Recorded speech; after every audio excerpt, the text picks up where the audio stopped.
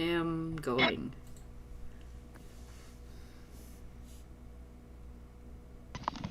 Three, two, one. Let's jam. All right, everybody. Welcome. Hello.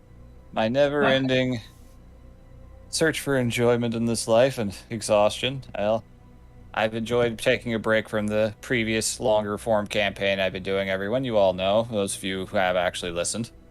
Tonight, once again, we're doing something a little different. Something a little fun to celebrate an upcoming book release in just about a week's time. We are going to be going through some spell jamming, everybody. Woo! Woo! Spelljammers. Spelljammers fucking Recycled fun. in space. All right, so the galaxy as you know it is at peace. The domains of the gods have been in a relative stasis for some time. Expansion being rare, conflicts being almost unheard of, depending on where you go. Don't go to the war domain. It's nuts. And what fringe elements lay outside largely keep to the silvery, ethereal expanse known as the Astral Sea, the open waters of deep space. Where maps do not work, time and space have no meaning, and the only hope you have of traversal is through the power of the Spelljammer. An arcane, scientific hybrid of sorts that allows for arcane energy to be channeled and provide a pocket of air, atmosphere, and reality, allowing for one to traverse between star systems in an almost unheard of amount of time. Thanks to this magical breakthrough, the galaxy is largely settled. Spelljammers are intensely sought after, and magical talent is highly desired. But in order for them to traverse wild space protected, they need a good crew. Thank you. I was actually tempted to make that reference. Okay, so... the five of you, through your various origins and desires and personal quests that you seek out, have all found yourselves on the way aboard the spelljammer known as the Belligerent, a galleon primarily suited for cargo transport, but also known to take on passengers. It's a large vessel, a well-fortified one. The travel has been not so terribly eventful. The systems you are in are in the heart of the life domain, where struggle and strife are not very well known, and people tend to live long, prosperous lives for some reason. Totally not divine bullshit. Not at all. And you have been on a long voyage on the way to the planet Velt, home of the Helmstar Spelljammer Academy, a bright, promising institution where bright, promising candidates are given the training they need to become sailors, brigadiers, privateers, whatever the horizon calls for them to be. And you're all, for one reason or another, eager to seek it out.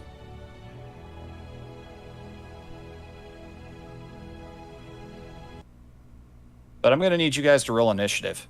What? Okay. We put our Ooh. Oh, that's a great start, Ruby. Good That's job. a great start. Awesome. Okay. You fucking dumb nerd. Jesus Christ. Curse the road Clacks. goes first. Clax, calm down. I crave blood. All right. So, I crave violence. the voyage was peaceful until it wasn't. Son of a bitch. What? The Oh my god! belligerent. The belligerent burns. You all stand upon the deck, defending it from Reavers. Bizarre, chimeric beings. You know, the red box? Into your red box. Place yourselves wherever you like. The way the fire. Oh, the fire is animated. Yep. Yeah, that's cool.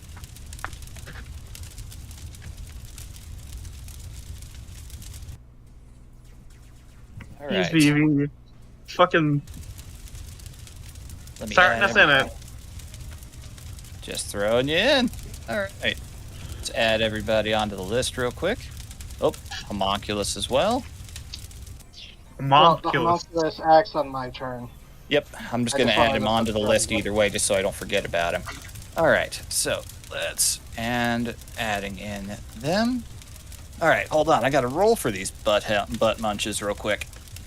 Oh, that's I shit. recognize Okay, those well, go. tokens. What'd you say? I recognize those tokens. All right, so first we have above 20, we have Clax. Then at 16, we have Meta. Then we have 14 for Oswin. Then The we tokens loaded for have. anyone else? I could see him. Hold on, let me refresh my page. Yeah, I've got graphical elements and music going. That can be a bandwidth hit. So if anything does ever look wonky, like you get a black box, refreshing usually does the trick. After Slurp. Slurp is an 8. Slurp. Fizz is also an 8. Rivy is a 4. And the Reaver, they rolled a 1 like the dumb shits they are. Alright. Ooh, Ha ha! Alright. You stand Sorry, on the deck of the belligerent. What? Sorry, this is loading real slow. But please continue. Explosion shattering the hull as you hear the crew and trained sailors and defenders and corpsmen. The sounds of them being blindsided and slaughtered, tossed overboard into the void beyond. You emerge onto the deck to see the captain, Sardax, a Hadozi woman of rather unremarkable appearance, just kind of basic in many ways, lying there on the deck, body ruined by the shrapnel of an explosion. She cries for you to hold the top deck from these menaces of wild space. where That is is- she on the map? She's off screen. She's back Okay, behind the blaze over here. She's up near the helm. So, Clax, Yes. what do you do?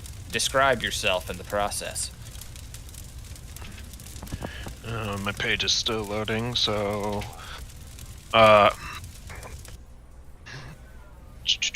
might as well drop the image I have of him. Yep, feel free.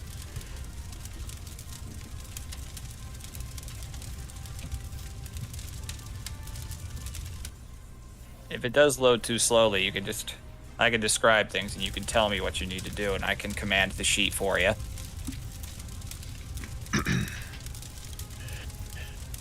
Alright.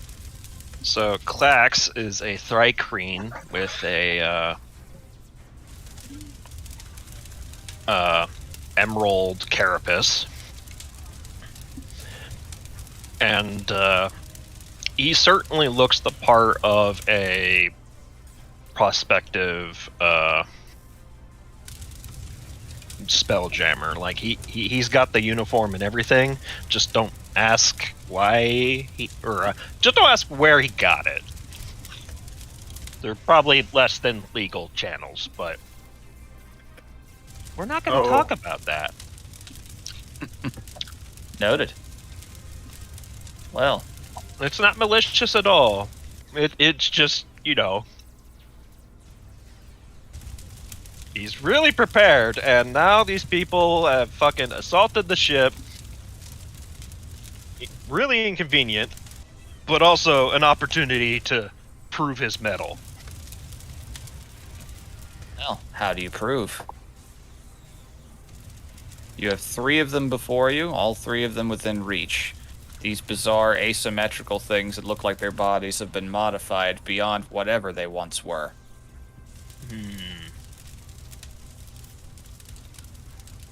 Well, the problem is, now that I am now because I am first, I don't have anyone nearby to get sneak attacks off of. Not yet.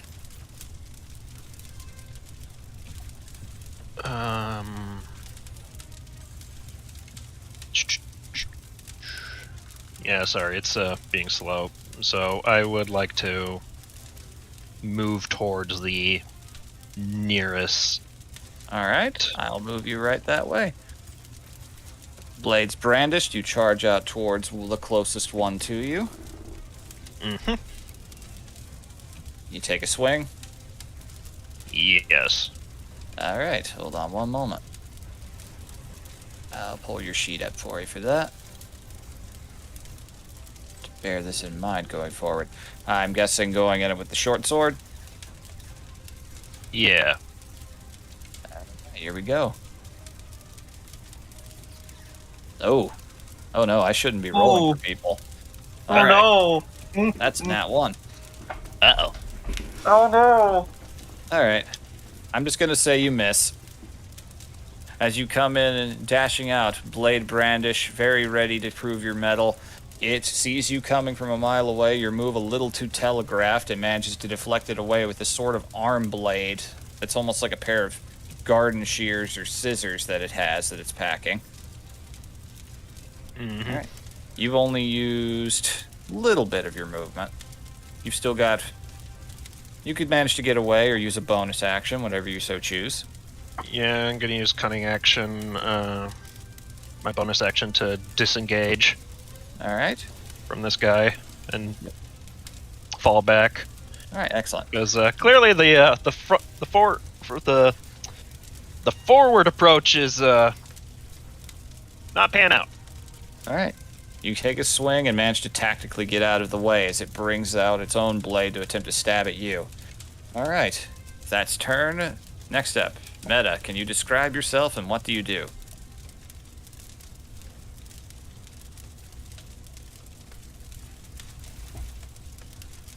Gray? Right. My microphone was muted, motherfucker. Yep, I started narrating, you went gray, and I went, ah! So, the most human-looking of the crew at a glance, roughly about 5'7" or 5'8" in height, a gray-skinned humanoid with very multiple sets of eyes. Like, she has the normal 2 where a human would, and then there's the one in the middle of her forehead, and the 2 after that, and the 2 beyond that.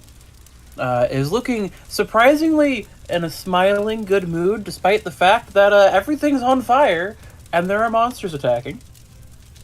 And looking at the one that our wonderful friend tried to hit, good old Quacks, that she's known for approximately this boat ride.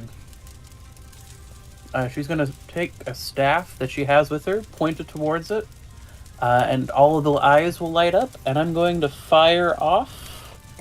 Did it not? Son of a gun, did it not put Eldritch Blast in properly?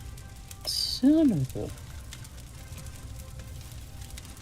I'll just see if I can click on it. Oh. Hold on. Let me see. I did not save it on my sheet properly. It's not in my attacks.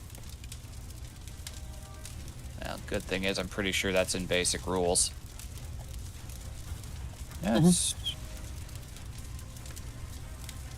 Yep, it just shows up as a text thing. That's Yep. fine. For some reason, Roll20 doesn't actually have that coded as an attack to click. You have to put it in yourself. That is weird. That is odd. Well, Here, I'll just add my spell casting modifier to a 1d20. That should do it. yeah, 25 absolutely hits. Fan... What does your Eldritch Blast look like for flavor's sake, and which one are you targeting? I am targeting this lovely guy over here who tried to get stabbed. It looks like he wasn't playing nice, and I'd rather like him to play nice. And Okay. perish. Well, that 100% hits the guy. So Damn. I do a 1d10 of damage. Yep. 7. Okay. Oof, meaty hit. Yep. Okay. What does your Eldritch Blast resemble in any capacity?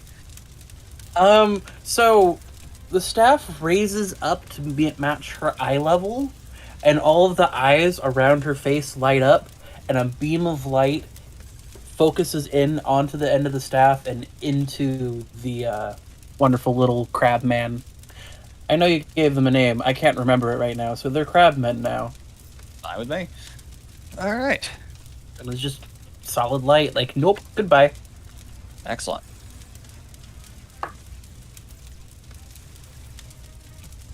Okay.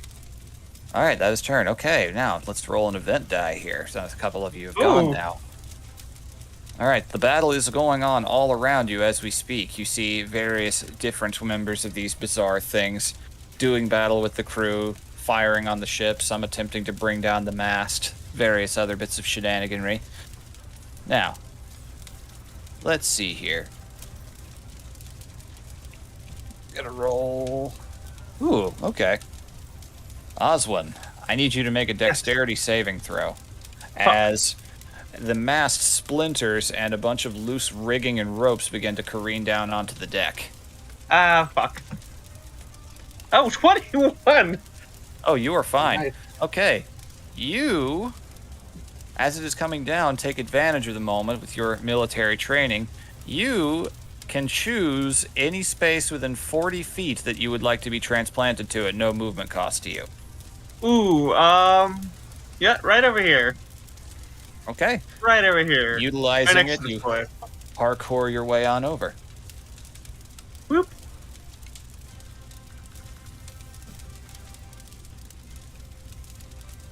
And I believe it's my turn now, right? Yep, if meta is done, yes. Oh, yeah. Completely done. Your turn. All right, Oswin. So, Describe. the figure and- you see as the mass falls towards her is a 5'4", somewhat anthropomorphic, Stiggy Malik looking person. But their skin isn't skin at all. It's stone, and it is varying shades of purple. Lightest towards her chest, and darkest, which is not very dark, but darkest on her horns. She wears a robe-like article of clothing and a bandana around her head.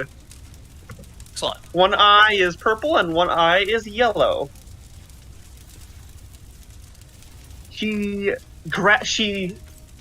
maneuvers her way around the mast before it can even touch her, and winds up right next to this guy right here. Yep. And she grits her teeth and almost growls at it as she raises a leg up and stomps onto the ground and casts Earth Tremor. Very Dexterity fun. saving throw. Oh, whatever will he do? I'm guessing a flat 10 isn't going to pass anything. That is the failure. Yep. All right. He takes 5 bludgeoning damage, Noted. and he is knocked prone. Oh, no. Okay, knocked prone. Right? I believe Hopefully that that's does not further damage the integrity of the ship. It might. Well, the ground there's- isn't. The ground is not loose stone or earth, so it is not difficult terrain. But she did just stomp really hard into the ground. There's a few splinters and cracks in the wood that weren't there before, but the ship's already most likely been totaled, so it's fine.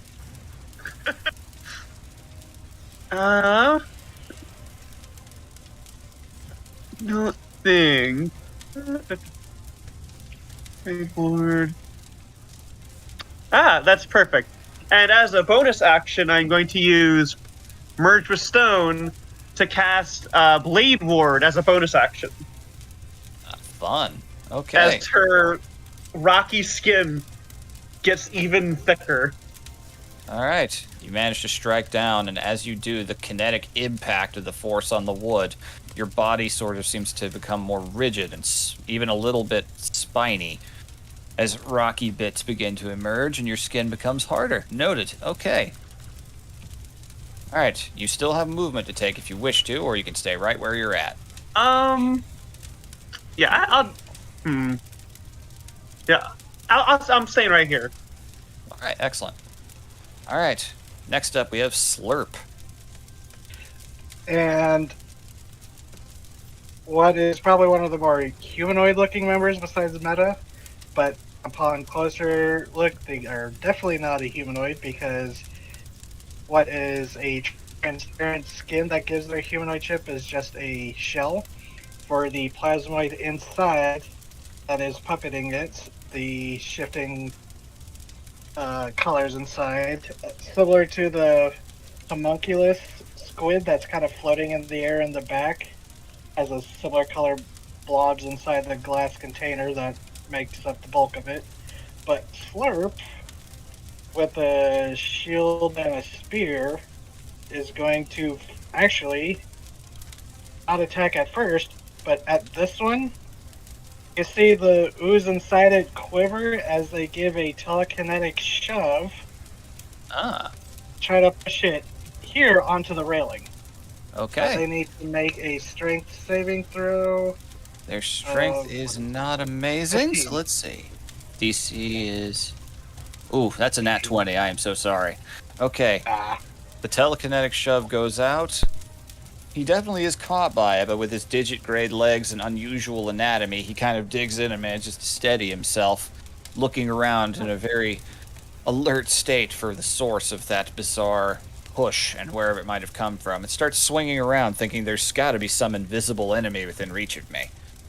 Well, there's going to be a very visible enemy as the Slurp charges, and I'm going to do a shove attack. Try to push this guy off the boat. Alright, same song, Nice. second verse. Alright, let's see if he does better this time. Alright, I have to make a... Well, no, I can't do a telekinetic. That's a bonus action for that. I Yep. have to do a shove, which is... I believe that's attack? similar rules to grapple, if my memory serves. Oh, you make a athletics check. I make an athletics check compared to their acrobatics or athletics. Yep. So. Let's see how you do then. I'm not good at this. Hey! Slurp's no. nerd. That is a 9, so no.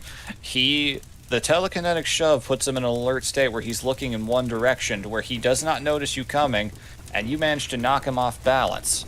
You said you wanted to shove him up trying to against the railing? Alright. Yeah, the shield, and then further press him against it. Alright. He is up against the rail, the void of astral space below him, and nothing else. And That's my turn. Alright, cool. So now we have Rivy, it is your turn. Oh, wait, 2 of you went, so I gotta do the dice again. Oh, okay.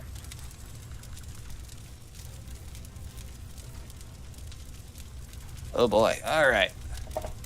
As this is ongoing, seeing his friend in danger, another one of these a-holes jumps up on board. Oh god.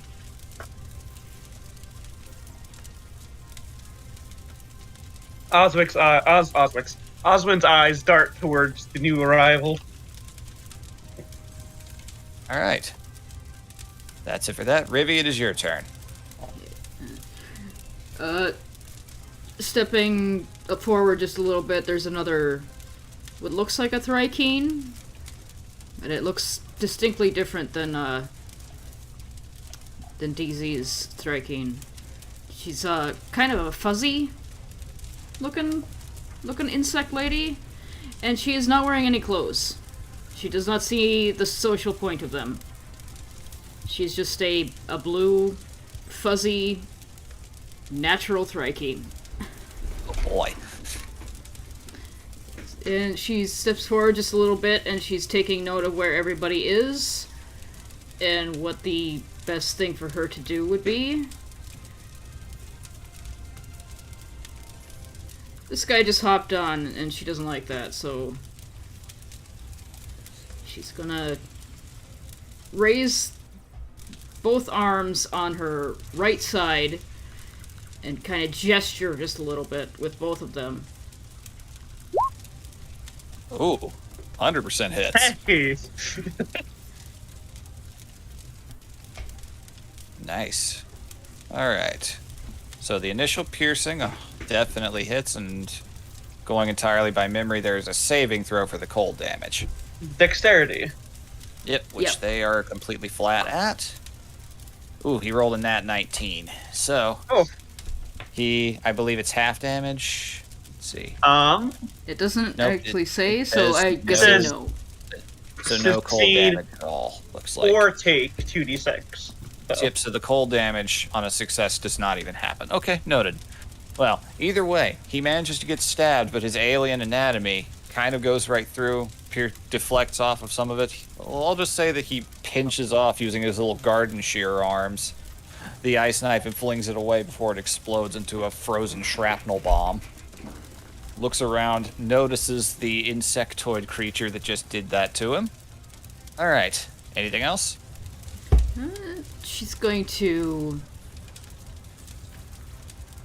step here to the side so nobody can get around them to,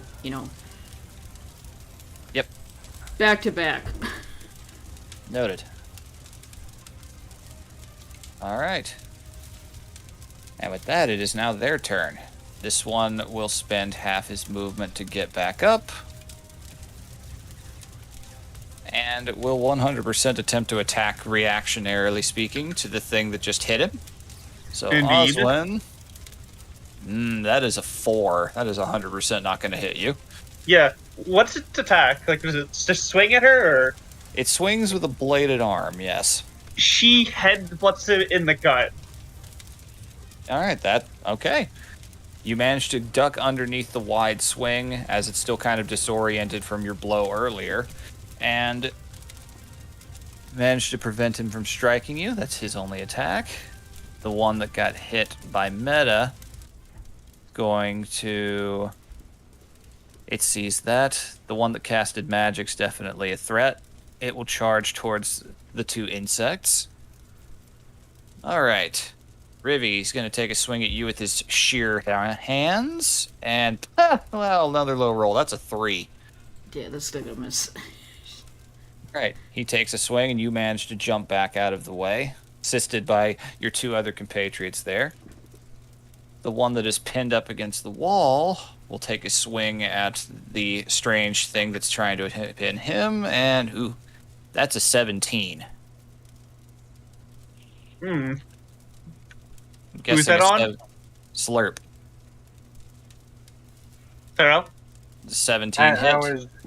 Yeah, that's exactly my AC with all my buffs. Well, beans. Alright, let's see how well he does here. Alright, this counts as a... Alright. Alright, that is 3 points of slashing damage with its sheer hands that it manages to get in, and there's a slight tear along your protoplasm.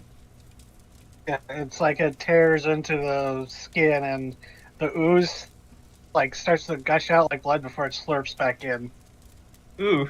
Seems a little bit surprised by that, but it does know that it registered and did a hit. The one that got hit by the ice knife, what's he gonna do? Oh, the garden shear arms open up.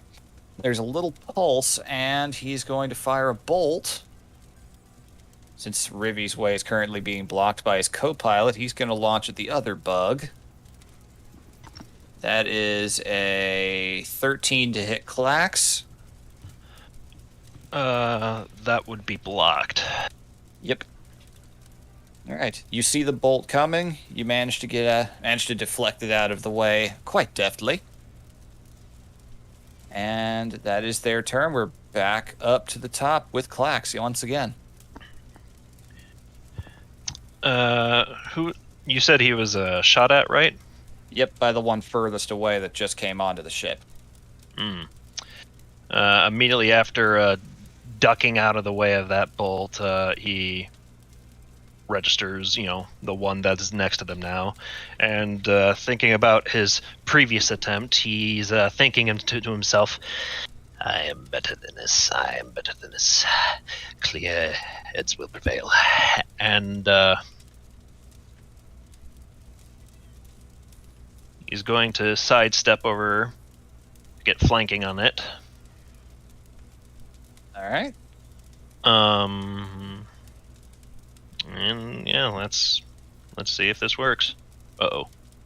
Let's see here. With flanking, that actually hits. That just Are you matches doing their AC advantage or +2? I'm doing advantage in this instance, and that does hit. All right, so that would be Very nice. Okay. sneak attack, I believe. Yes. You don't even need it, but roll it anyway. All right, another additional 4. Okay. So, how do you want to do this? They're pretty chaotic in design, right? Yeah, they're ramshackle looking. Let's say he's going to. He notices this particular one has a very prominent, like, spinal structure. So he's going to, like, look for a gap in between the vertebrae and jam the knife in there and kind of fucking wiggle it about until it pops. Oh, brutal. Okay, yeah. There is a bit of a spray as it does so, some of which combusts in the air as it manages to reach into the flames, but that does it, and you just see the thing go lifeless and fall over Phantom Menace style. It is dead. Thoroughly. All right. Damn. Anything else? I do have movement left. Indeed you do. And a bonus. Yeah, and a bonus. I'm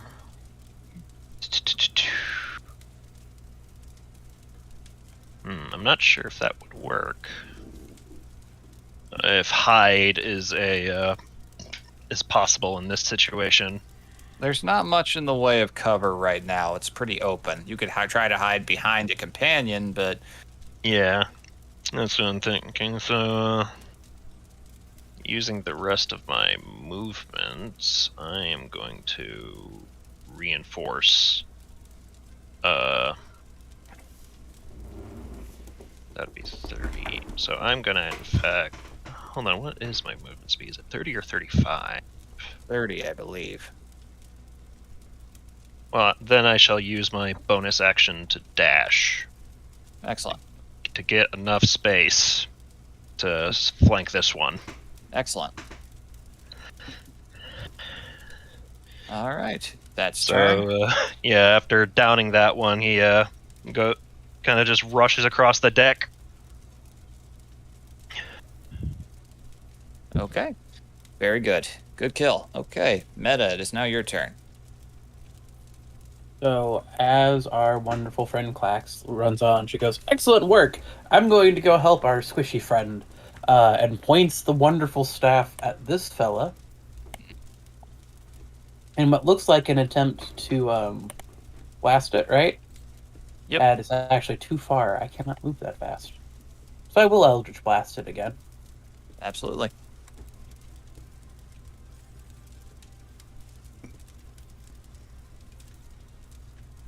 All right, a 12 hit. That hits. Matches their AC.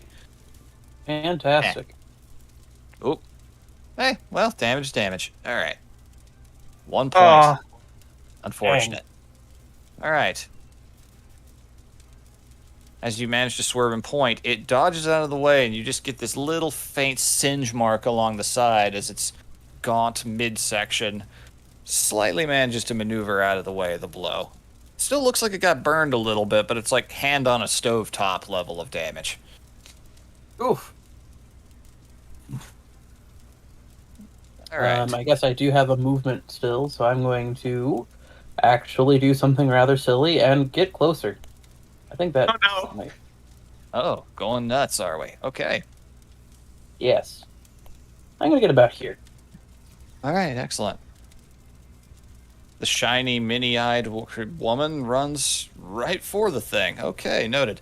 All right. That brings us to Oswin. Hmm. Want to go after this one or that one? If you do, I am able to help flank with this one. That is Yep. true.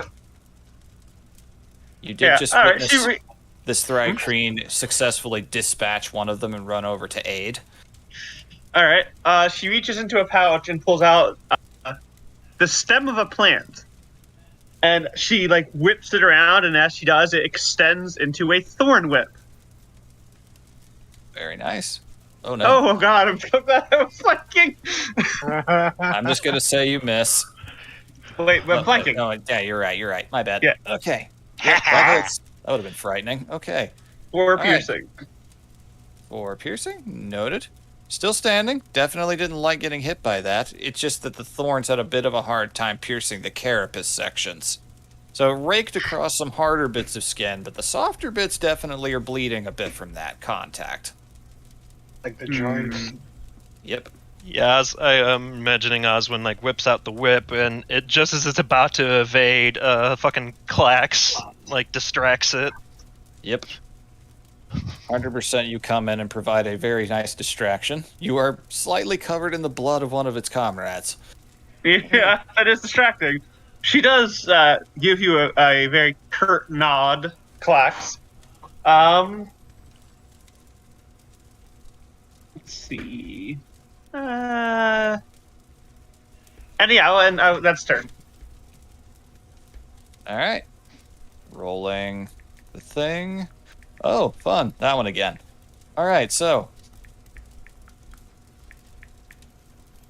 Seeing that things are one not going well and another one goes down, boop, Oh no! another one comes on board. Fuck. Uh-oh. They're starting to get a Yeah. little... You're starting to realize this is a bigger crew than anticipated. It's a pretty organized pirate hit of all things. All right. And with that, we're up to Slurp. Okay.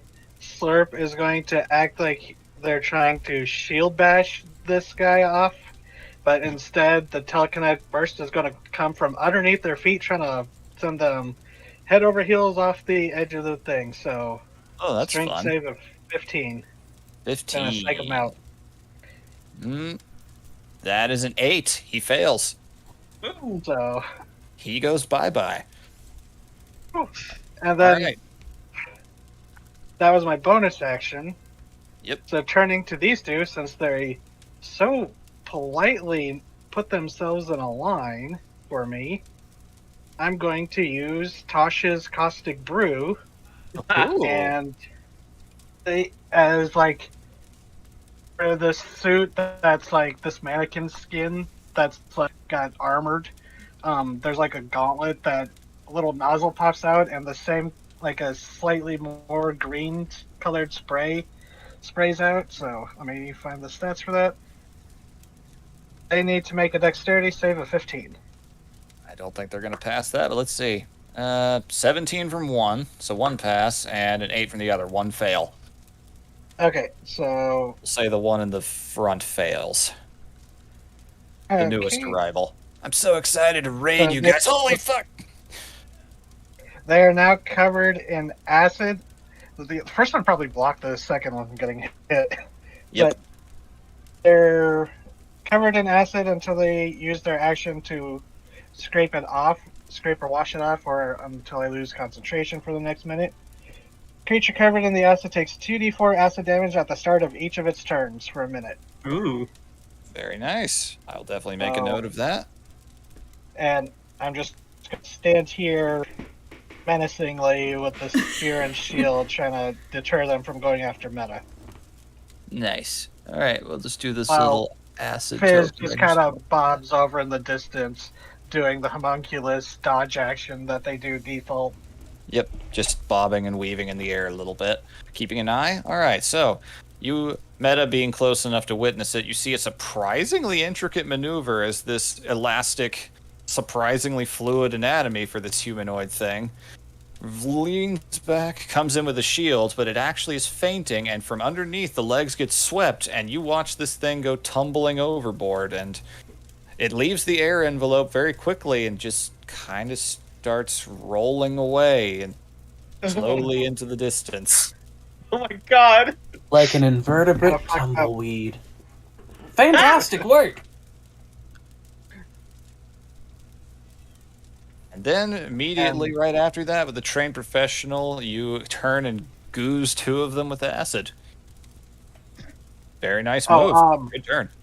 The one who saved, they don't get the acid. Oh, all right. So the one in the back is actually fine. Noted. Yeah, Just that's what I meant. statement. The first one got the full brunt of it. They just got hosed. Yep. They are Oh covered. god. He's the new guy who just came on board too.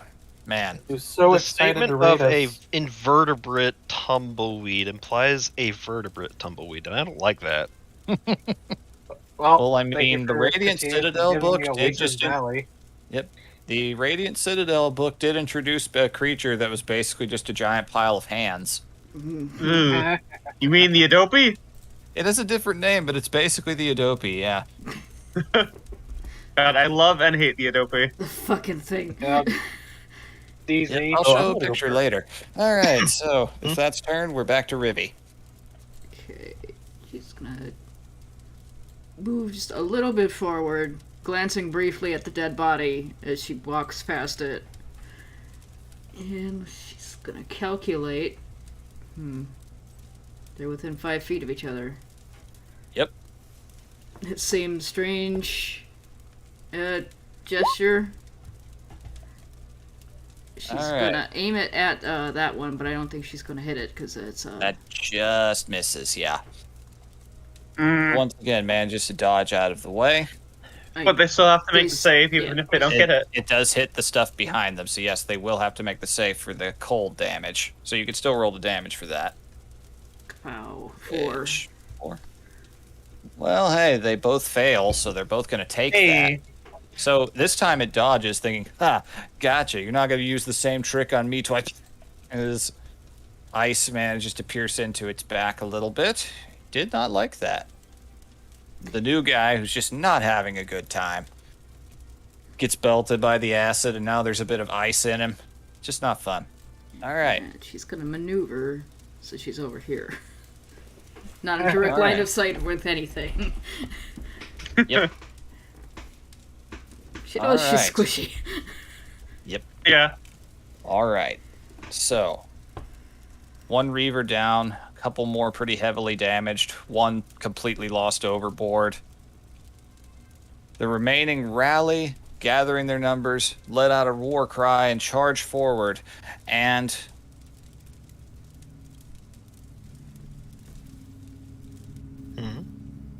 they freeze. Oh. Just straight up freeze in place. As in, they stop under their own volition, or just like They someone stop. put them on pause? Like something put them on pause. And as you look around, you start to realize everything is on pause. The What? flames are paused mid-lick, mid-tongue out in the air. Splinters of wood just frozen in the middle of everything. And you start to see the edges and periphery of your vision, various bits of arcane runes beginning to glow and materialize in a circle all around you. And X-Men Danger Room-esque, the illusion begins to fade. What? We're in a hollow room. You're in a fucking hollow room! And you are all standing still on the deck of a ship, but very clearly decommissioned hull that's just sitting in the middle of a dark sphere. Just a dark, empty room. This Oh my little God, it's a vague literal wooden hollow deck. You look around. Any pain or any wounds you may have suffered, nothing there. For a What? moment, your head's reel, trying to accept the fact of you felt like you were there. Your senses all registered it. That was not your average illusion. That put you in there, body and mind. So there's a bit of cognitive dissonance floating through all of your heads as you hear a set of footsteps approaching. All right. Well, that was not the worst I've ever seen, but far from the best. Approaching you all, decked out in a military uniform with the surprising, almost overcompensatory level of medals, is a Hadozi woman. Let me show the art they provide for her. Was it the captain that we saw? No. Very different looking. Large ears and several scars across a very grim, very set in stone face. Short cropped black hair beginning to gray around the edges.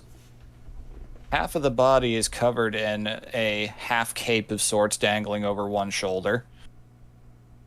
And there is a very, very pungent cigar hanging out of the side of one mouth. Well, not bad at all. So, enjoy the ride. Who are you? You don't remember?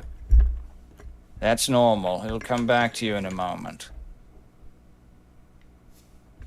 Remember? The unfortunate reality of the occupation of spell jamming, she says, lighting and taking another draft. Things go wrong. And in order to test that, it was decided by the powers that be that new recruits should be shown what the worst-case scenario looks and feels like in the most intimate manner possible before they decide to undergo it. The magic is fascinating. Her voice is complete monotone, but somehow you can tell that she is being completely serious. Well, it's telepathic, so we're getting emotions with it. Oh. That is Thrycon for you. Yep. Osmond, meanwhile, has not left her combat stance. The Hadozi woman steps forward, heavy, thick boots against a wooden floor and echoing across the chamber. All in all, I'd give that a passing grade. You were quick, you were attentive, you adapted to failures and to successes. You faced overwhelming odds well. Though there are a few things I'd say there's some room for improvement with, she says, giving little looks around. But, all in all... Apologies, ma'am. You adapted well. You didn't hesitate. A lack of hesitation is far more important than getting results on the first swing. You were facing an unknown enemy. All in all, I'd give you one of the higher scores. And Slurp, first time they've spoken, as they're just kind of... The way they have their gear is the spear folds into like 3 pieces that they stash into the inside of their shield, and then the shield goes onto their back. Nice. But Nice. and like on the inside of the shield, you'll see there's also like a hand axe. But first time they've spoken, it's kind of like burbling. But they go semi unknown. Have heard many stories from merchants about pirates. Bad news. Must act quick. Indeed. I have to admit, if I was actually providing real numerical grades for all this, points over at you, say, I think I'd give you top marks out of you lot. You handled it well, you were resourceful, you made use of everything at your disposal. Knocking one of them into wild space is an excellent, pretty good tactic, all things considered. It's demoralizing. But you still managed to do everything you needed to. There were some issues with hesitation, some issues with trying the same trick a few too many times. But all in all, passing marks. Slight room for improvement, but I think you'll make worthy cadets yet. May I roll a history? Specifically, I want to know if these were just generic monsters or if they were modeled after something that really exists out in wild space. Feel free. And at the praise, Slurp's colors kind of shift to a more lighter hue. Mm-hmm. Aw. 19, okay. Yeah, you know, above game, those were Simic hybrids. Oh. Chimeric Claws, soldiers like them. who are typically experimented on and turn into something a bit less and a bit more than what they once were. a fairly common thing for fodder, often not entirely serving of their own will. It's often there's a bomb in your head, or there's extensive brainwashing and conditioning and the dark side of Pavloving. Did she say her name? She is not yet, no. What's your name? Tato, So could I roll history on that name? if you wish. I'd like to try. Could 10. Nothing doing, but it's a big galaxy. You Yeah. can definitely tell from looking that she is 100%. Those look legitimately like metals. She's probably a pretty decorated individual, whatever they served in.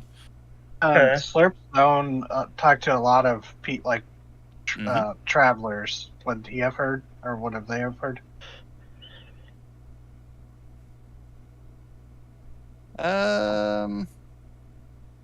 I would still say no. You don't get the vibe. She doesn't seem like some kind of like legendary folk hero. Just seems like you definitely can tell she is very much a veteran. She has probably seen a lot of action in whatever world, or she probably is one of the corpsmen's. Probably was sent out to do some of the dirty work. Yeah. How Well. long have we been here? Oh, about.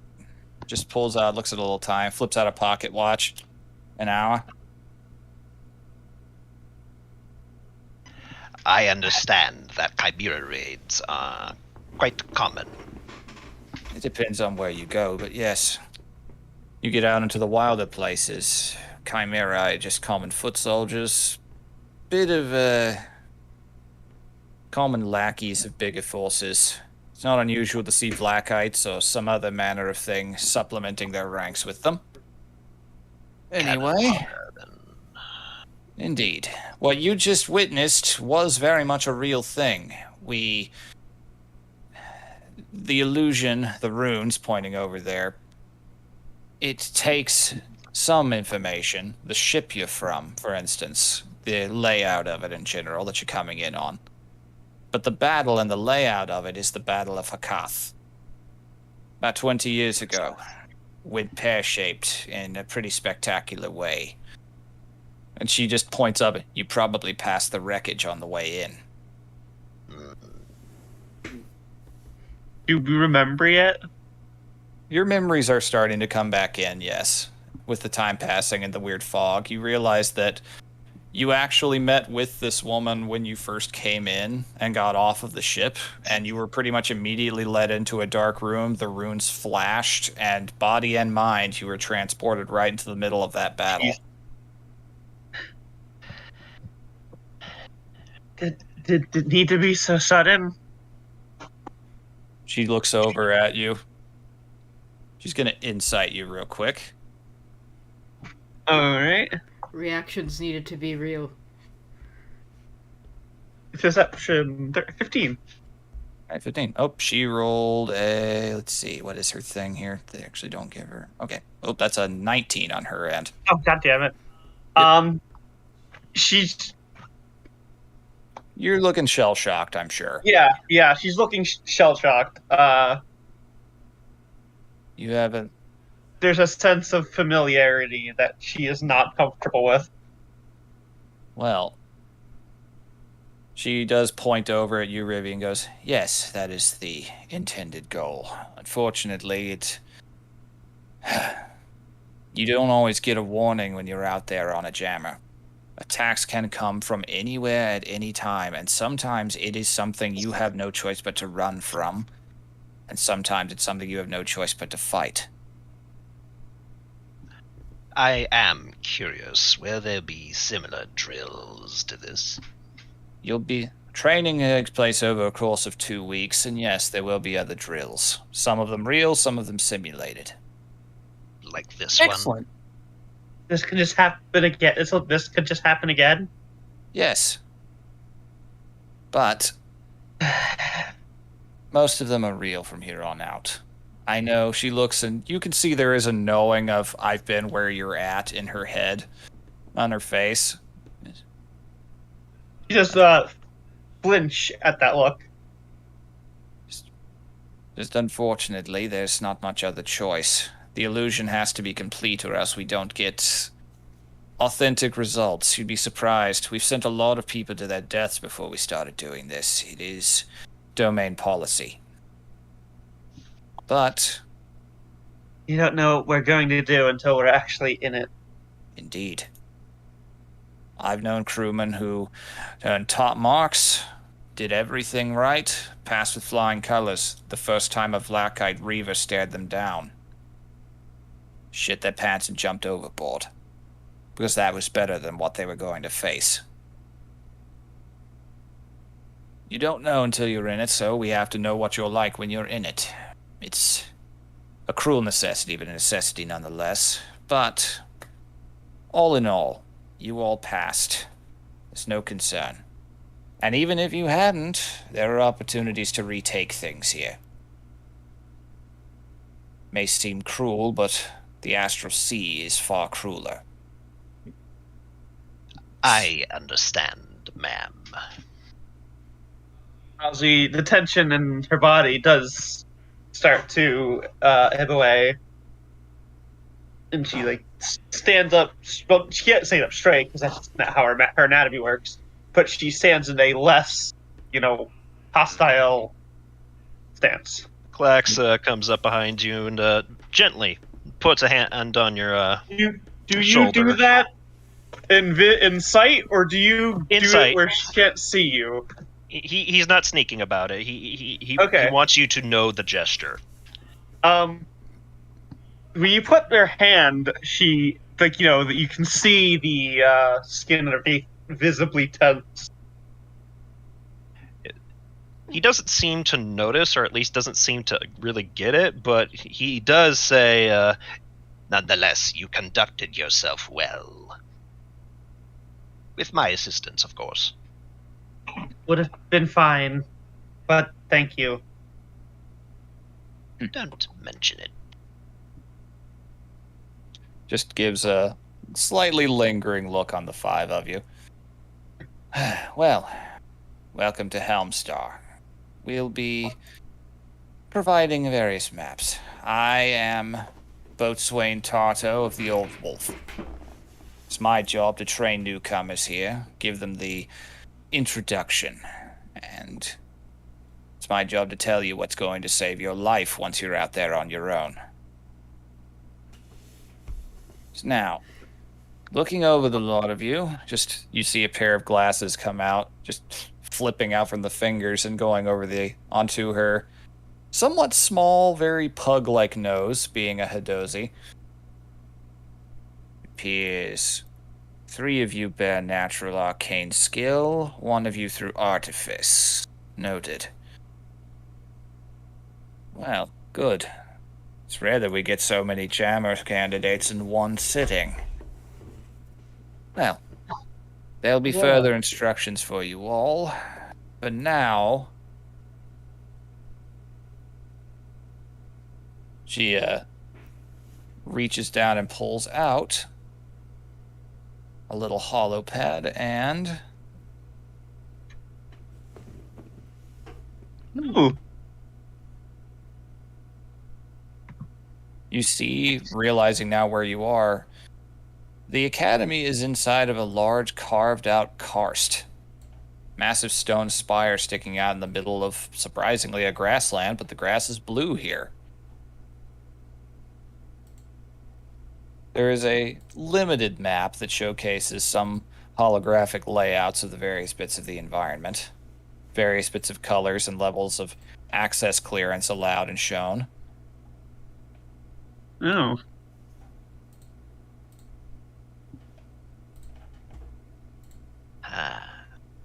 Now that you've all passed the entry exam, quote-unquote, I'll need you all to go and collect your things from administration, and from there report to the galley while we ready you for your respective training courses for orientation. And the look of things points over at Oswin, Rivi, and Meta. You 3 will be undergoing jamming training, and you 2 will be going to the quartermaster Oh, Blip's going. He looks over at Slurp in particular. Blip's going to enjoy you quite a bit, I can already tell. They just tilt their head, probably further than a normal human would tilt their head, as Yep. the squid sits, like, just bobs over and sits on their shoulder. Aw. I always enjoy having plasmoids on board. Fun lot. Alright. Dismissed. I'll be seeing the lot of you later, or your final assignment for orientation. Quarters is on the bottom floor, the elevator's dead ahead. Alrighty, thank you. May Thank you. may I try to summon another familiar? I know the last one was not very good. I did not like it. You'll have time. There's not going to be any more combat training anytime soon, but if you wish, you may take the minutes you require to do so. Is there Earth around? You're inside of a stone spire as you step out of the room. Oh. You see rock walls, stone floors, not much in the way of loose dirt, but All right. plenty of Yeah, stone. she just places a hand against the stone wall and does sigh, and some more tension eases out of her. Clax is, I take it you come also from a stony place. You could say that. I myself My- hail from a mining colony. Some of us were miners. We worked with the stone. What we are known for. I myself never got the chance to get into the family business, as it were. Neither did I. That being said, the grass outside is quite novel. Hmm. And Osmond heads towards that novel grass. like Slurp just kind of slides over. Like their motions do not match a humanoid. You're moving like a even though Fleischer cartoon, basically, is what I'm Yeah, picturing. kind of. I love that. There's no bones. No bones. The except for when they eat, but those dissolve fast. Yeah, they just kind of go. You probably would not enjoy Ulp. It is mostly swamp and ocean. Is that addressed to both of us or just one? Just yeah, both. Just kind of like oozing over and just kind of like joining the conversation. Well, you say that, but I am looking forward to exploring the galaxy. I'm looking forward to seeing anything but home. I've I seen can't enough. wait to do everything. Hi. Do not be afraid. My name's Meta. Be afraid. Well, you are certainly forward. Yes, I come from a moon, and I knew like 15 people, and like 8 of them left. So I'm making all new friends. It's great. Squid. Fascinating. You have a great many eyes. Yes, they're fantastic, aren't they? It's like mine are compound, so Yeah, I think yours Can are they, neat, too. can they look in different directions? That's a very good question. Last time I did that, I got really dizzy. It's like when you look at a camera and like it's like narrowed and then it like suddenly broadens out in a ranged perspective. It's not a fun time. Hmm. Alright, could someone roll a d8 for me real quick? Yes. Yeah. I would, but Rivi I'll do it. is busy plucking out a handful of the strange blue grass and looking at it. 7. 7. Okay, what we got here? Oh, okay. As you are going, that's a really fun one. As you are all walking along through this rocky interior, kind of like you're walking through a carved out cave, very clearly man-made, or some sort of humanoid made, or sapient made, you are all surprised at the sight of several glowing spectral fish-like things darting out of one of the walls. Oh, Swimming. They are very brightly colored, like reef fish, but as you all look closely after the initial shock of, oh, passes, they are all translucent and spectral in nature, and they all just swim around all of you for a moment. can I roll a nature? I'd say an arcana for this. I touched one. Pat, that's a 19. Eh. Me. I'll just let that 19 go. She's just looking at them, chewing on her fistful of grass. All right. Yeah, well, you've never seen these exact things before, but you have heard that there are astral fish that move about from the void and the like that aren't entirely solid. They're like ghost fish in a way. That are native out to astral space and occasionally swim through worlds. Sometimes they find a world they like and they just kind of stay there. They're very curious. They're not known to be hostile in any capacity. Most of them are like the size of a goldfish. Oh, they're harmless. They're just Quite astral fish, beautiful. I guess. Yep. I And attempt to touch one. your finger goes right through it, but in the moment you do, they all kind of scatter, pool back together into a little bait ball, and start swimming down the hallway, passing by a couple of other cadets walking by, heading towards the room you came from. And they don't seem even remotely bothered as the fish just swim through another wall and disappear. Fascinating. Excellent. Do not bother the spectral fish. She's writing this down in a book that she's pulled out of nowhere. And what of you, my fuzzy friend? What of me, what? You have been quiet. I am observing. I have not seen a thrycreen of your coloration before. There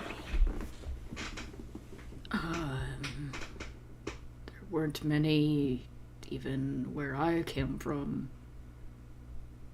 Always been a little strange, is the word?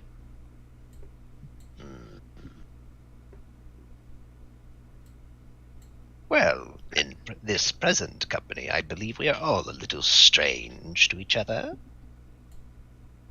That is fine. Strange is not frightening, it is only strange.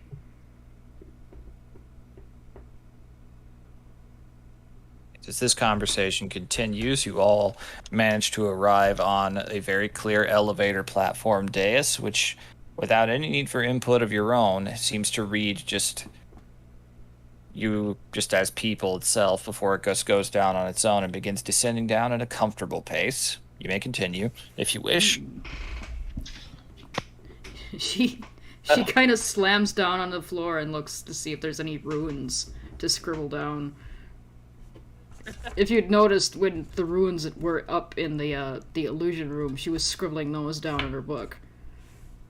You didn't manage to get all of them, but you did manage to get one or two of them down in pretty good detail.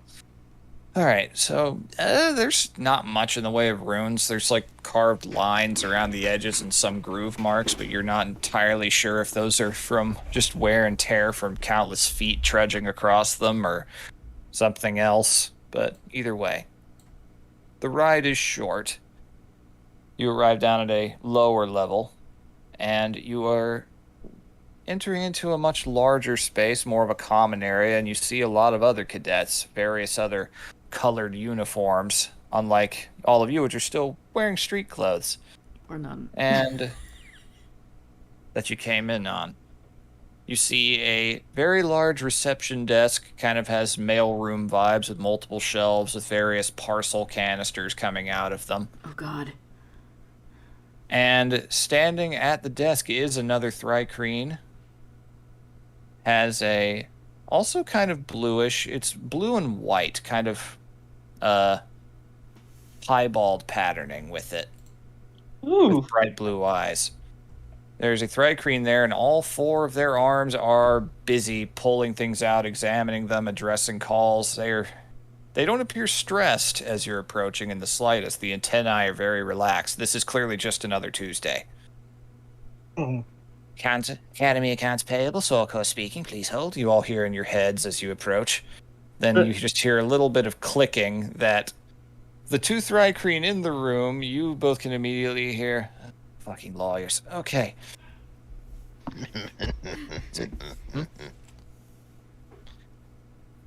Oh. Just turns, the arms rapidly putting other things away. Fresh off the boat. Welcome to Helmstar. I am Sorkor. I am in charge of administration here.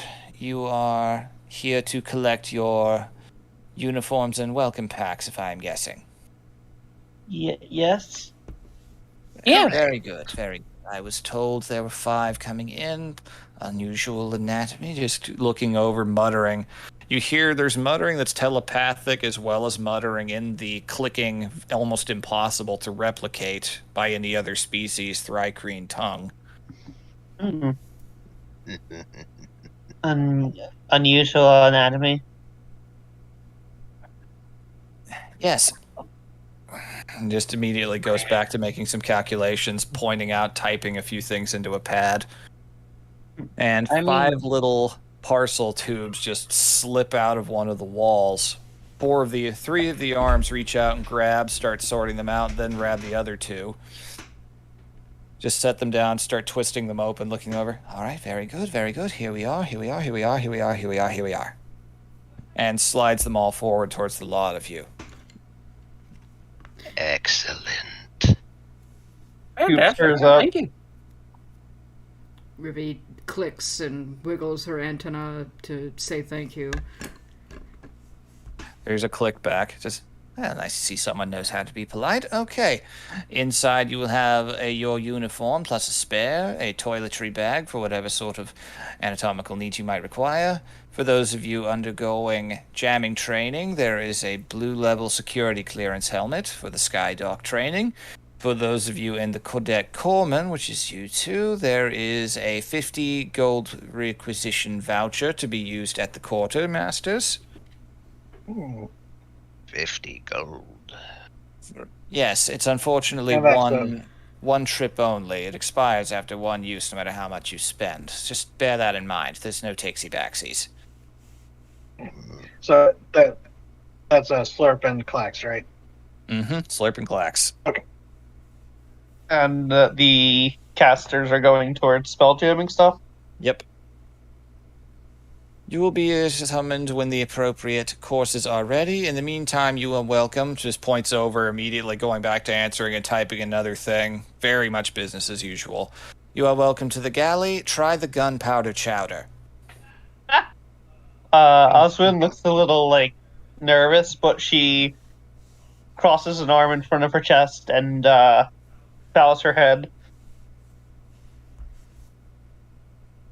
All right, off. Come on. You've got a long day ahead of you.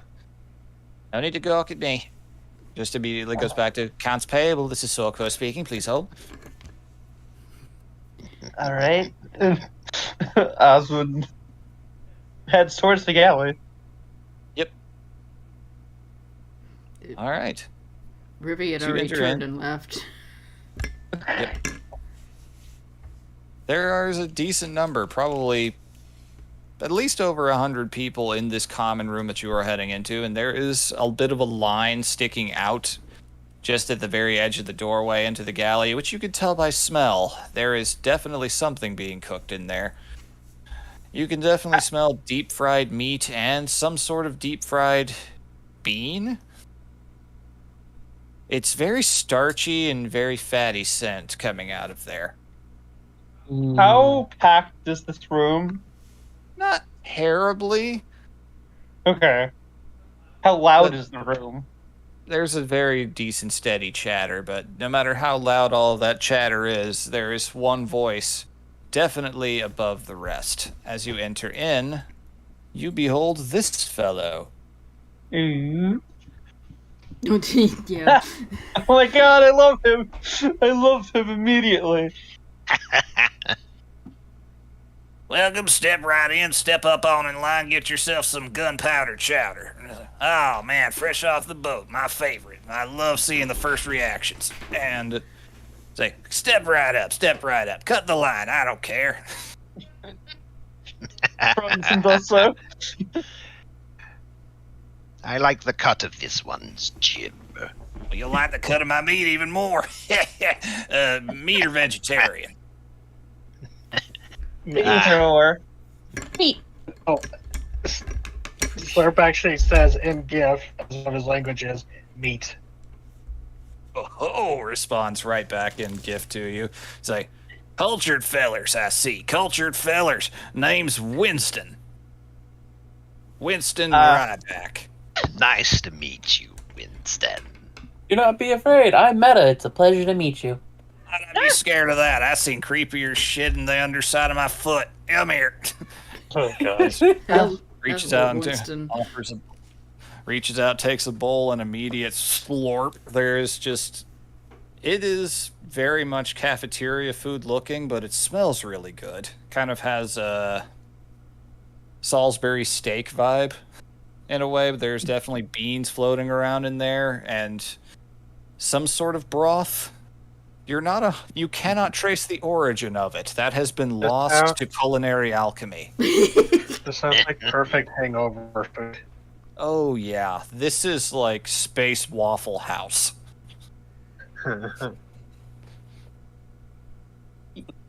With the biggest You know- old grin, she takes a bowl and sits down. Like, I'm gonna eat this. It's great. Oswin. She extends a hand. Pleasure to meet you, Osmond. Gotta warn you. And he reaches in, and you are given, like, ooh, you're a prickly one, as he gives you a genuine, very, very rough bear hug. Oh my god, no! Oh no! She. There is a popping sound that you're not sure if it's a rock breaking off from your skin, a rib breaking, or something. He is slightly sweaty to the touch. Doesn't smell the greatest he probably ever has, but it is very genuine. He is a hippo. She Do is they- squirming in his. She is squirming in the hug. Please. He's let you go. She And- takes like several steps back. Don't worry none about it. Help yourself to your food. Come back for seconds, thirds, fourths, whatever you like. I got plenty. He points back at just this cauldron that is as big as he is. Osmond like And- grabs a bowl of food and like hurries away. Introduces themselves. Pleasure. Say, all right, so, you said you wanted the meat plate? Yes. Say, well, I'll throw in some beans too, just in case. Just slips the whole thing. Give you the combo special. Excellent. Have fun emulsing. Is And- there an empty table? Is there oh, what? There are empty tables, yes. so when Slurp introduced those to Winston, they were holding the tray with the mannequin's two hands, but then to shake his hand, a ooze arm stretched out of like a compartment in the chest as like a third arm. You pseudopod him. Nice. Uh-huh. Nice. Oh, you kin are always so fun. Love serving on y'all back in the day. In fact, one of my... Hey, I gotta introduce you to Fred. Hey, Fred! Love this voice. Let me see. There's art for Fred, too. I just gotta jump ahead to another tab. Up there he is. Fred. So- yes? Mm, You just hear some whistling going on suddenly stop. And Leaning out from a wall, you see this face, quote unquote. What's up, Winston? What's going on? Aw. It's like, hey, Fred, come here. Got another one of you. Got another one coming in. This one's fun. It's wearing some kind of one of them like things they put clothes on in the stores. It's like, It that's is. interesting. Is that for protection? And for my engineering work, I don't want to lose bits of myself in the gears. I do custodial work myself, technically just a deckhand, but hey, always nice to see more plasmoids here. Always nice. Name's Fred. It's spelled with a P. Slurp. And just sticks out a pseudopod, and there's a brief intertwining and shaking moment before slipping back. Yeah, Oh. like a changeling melding. Yep. Nice. Pleasure to meet you. I better get back to cleaning. It's like Winston makes a mess back here. I'll hush.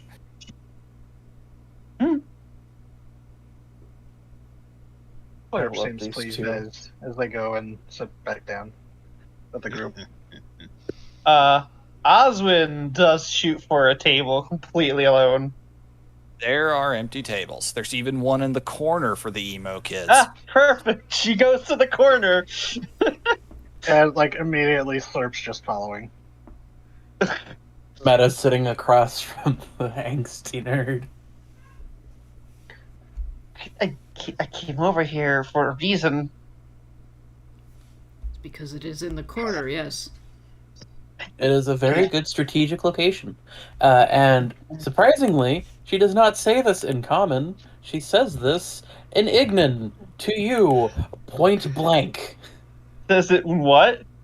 Ignan, the specific language of the rock people. Actually, that's the tongue of the fire people in this Ooh, instance. then I put Yes. the wrong one. I meant the Aaron? rock people, I think. Terra, I think. Terran is that one, yes. Terran, But I meant- those are sister languages. It's like how you can kind of understand somebody in German sometimes. Okay, so are you speaking Terran or Ignan then? Ignan I'm is what like- we agreed upon, yes. Ignan is what we agreed upon, so that is what we will go with. I just Okay. forgot that igneous rocks didn't mean necessarily Ignan was a rock language. Oswin, like, You know that blinks it- at you, like, I know trying it's an elemental tongue, but that's about to... Yeah. With primordial as the root language, like Latin languages. Are you trying to speak Terran? Oh, right. There's a difference. Because if you are, That's you're my doing bad. it poorly. No, I would think I was speaking Ignan, and I got confused. I don't speak that. My apologies. Sometimes I had a friend who was a big rock nerd, and I sometimes forget that Ignan is not igneous rock. Oh, thanks, I guess. No problem. I'm honestly just really excited to make friends. I haven't gotten a whole lot off of my moon, so this is all new. This is new for me as well. It's new for me, but I'm not exactly here to socialize. Whoop is pretty busy, and as Slurp's just kind of sitting there, I like use the pseudopod just glorps down onto the balls, slurps it up, and everything's gone. Just a Yep. perfectly clean bowl. Yep. You could take a microscope to that thing. Fascinating. Efficient. I'm gonna say Clax is a little late Delicious. in joining the table because he was conversing with Winston, trying to convince him to give him the spiciest thing he has. Oh, you want some Aw. extra ammunition up in there, huh? All right, I'll get some of the spicy beans. Turns the And- 18 into a bombardier beetle. Yep, yours is steaming, kind of like it's a cauldron, but it somehow also gives off the sound of a fajita platter. Yeah, he finally joins the table with that. You join, and Ooh. Oswin just like, That's a very loud sigh. That does not look safe. Oh, not at all. You trying But then to turn again, yourself, this you trying to profession light yourself on fire? is not safe either. What? Said this profession is not safe either. I know, it's really exciting. Very. As That is why I Osmond have chosen something exciting. Osmond just mumbles under her breath. Well, I have to roll a Constitution roll for this shit. I wasn't gonna make you, but you know, now that you've brought this on yourself, go ahead. Oh yeah. Does Capason work against bugs? I know birds don't care. Ruby is staring You're at you. waiting. humanoid, though? They're monstrosities. Yeah, Thrycreen are That's- monstrosities, actually. True, yeah. Let's see what happens here. Go ahead. Straight con or saving throw? Let's start with a check, just to see how well you're able to keep this down. Saves will come later. Okay. You know, you grew up on a tiny little mining colony, knowing the same people, the same castes, same workers. Some of them were just a little too into trophylaxis. Mhm. Food kind of I see tasted it. the same there after a while. You were craving adventure, and by God, you see why they call it gunpowder chowder. But it tastes great, though. It's the most new and interesting thing you have eaten probably since you were very small. Probably since that meal, as we discussed in the past. Mm-hmm. Yeah, he takes that first sip and is, as he's trying to handle the heat, he's toughing it out. Ooh, that's good. If your eyes could water, they would be. Osmond like watches him and like takes some of her own and just tries it. It is very good, actually. It's, like I said, it is truck stop food, but it's hearty. It fills your gut up pretty much immediately. It's the kind you take a nice long nap after you eat. This is surprisingly good. GIF would be experts in creating food comas. Oh, Yeah. Yes. That's just a normal meal for them. It's like every meal for them is American Thanksgiving. You know, Oh my god. before we walked in and I heard that he's like, "Oh yeah, go get some gunpowder chili." I was like, I thought to myself, it's like, "Oh, that's got to be made by a GIF." I should have said something because, of course, Slurp's tempted to steal a bit of X's and use like alchemy to see if there actually is gunpowder in it. Well, if you're it, you bring it up. You could bring it up with him. Like a pseudopod like stands with like a little vial. It's like, "May I test?" At first, he's a little hesitant because he's like, "But this is my food." But then he relents. Fine.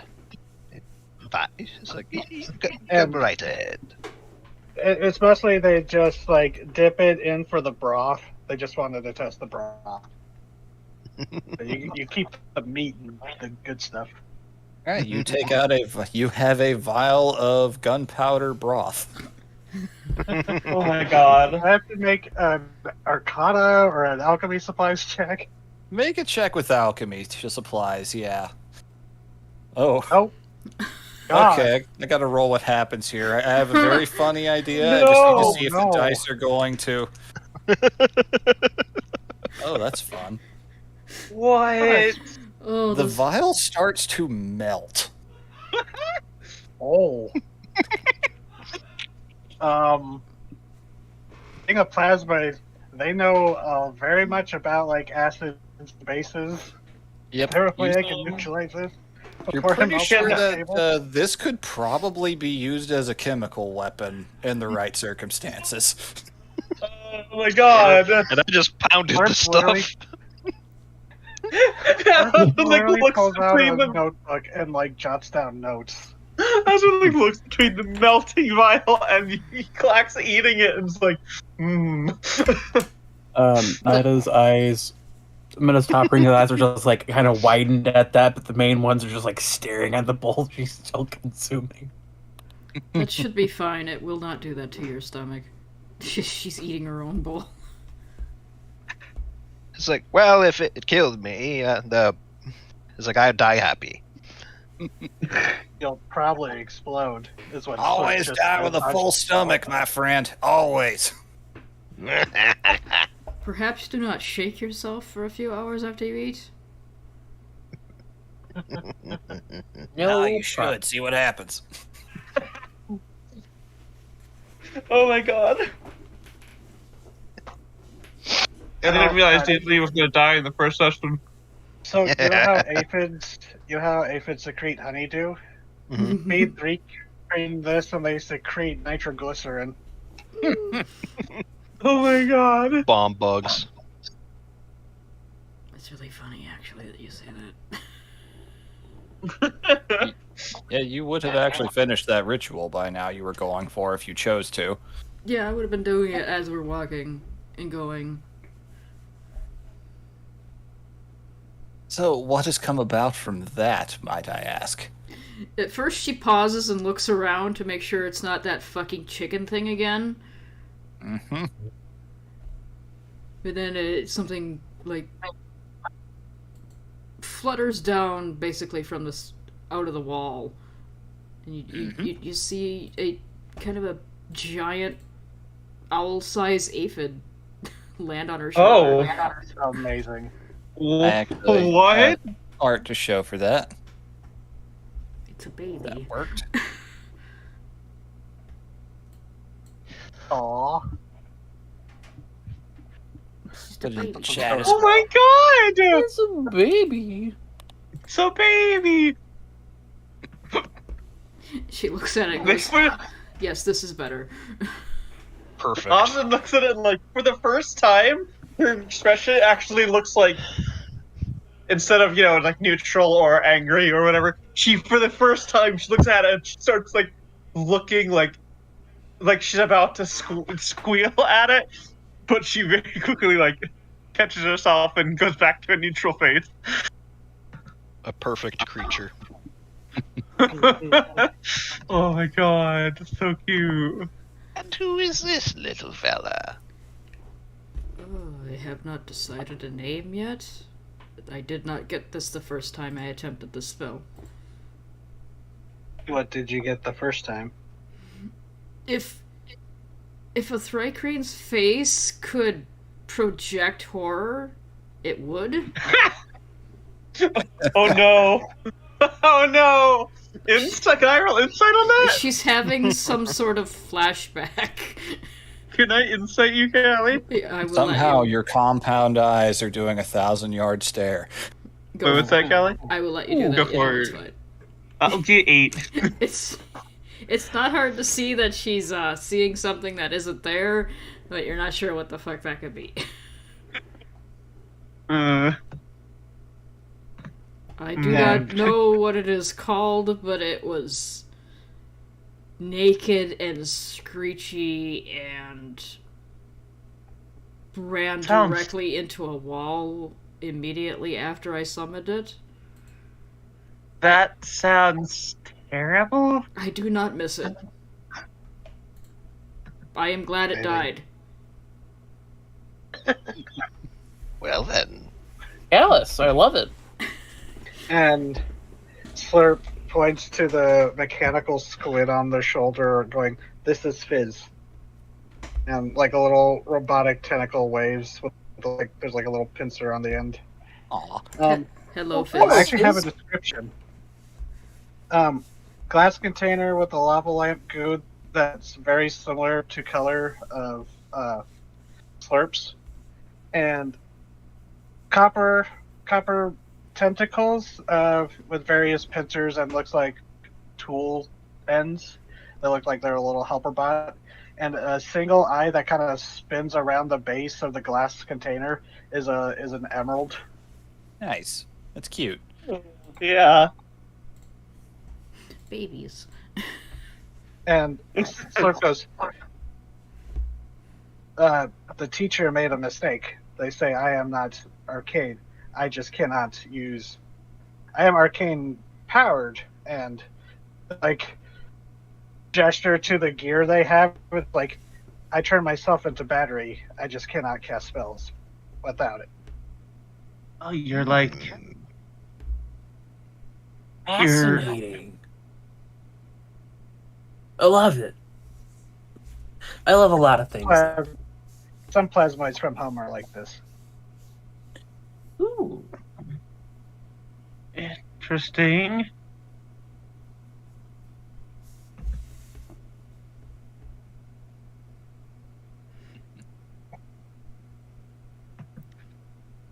I do not have a pet companion. There is just me. Husband like looks over to the closest empty table and like considers. I will as you move see with you. one, just as you see an empty table, you see someone going and sitting at it, and then they're joined by friends.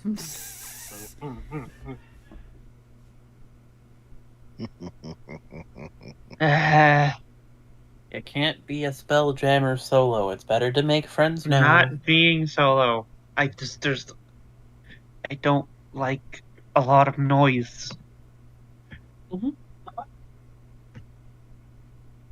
Okay. I am not making noise. I am speaking into your head. That's noise. It's sensory input. He would understand. Out of character, like legitimately, if someone is psychically talking to you, does that count as a sensory input? Because it's Yes, because skipping it's most of your something. sensors. It is in your head, but it is. It's still firing off neurons. Right. Yeah. I wasn't sure, and I wanted to get that out of the way now. Is like, if they're talking psychically, your ears aren't stimulated. No, but your brain Yeah. is. Yep. Slurp's like that. That brings up interesting point. I do not have brain, but I can hear these two. Is it like your whole body, your brain? Essentially, You there have a is a nucleus. core. My Yes. my dad had a phrase for this back on the farm, and it was magic bullshit. That was his excuse for everything. I do not think he was a wizard. As soon as Oswin said that she is having problems with sound,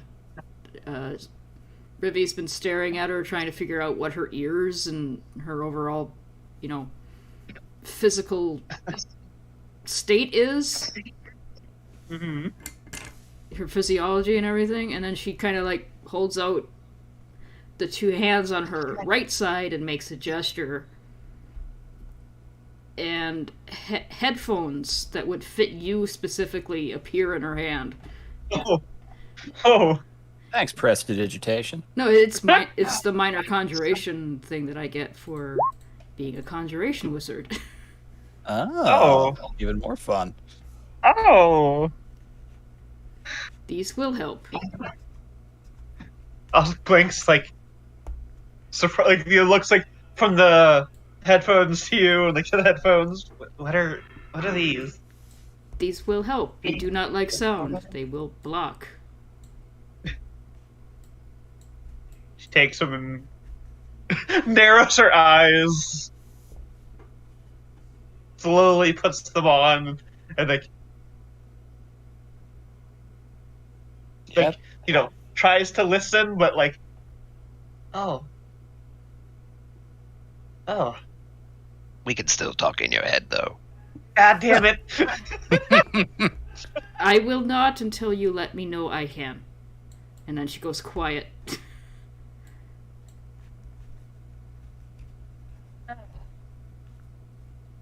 No.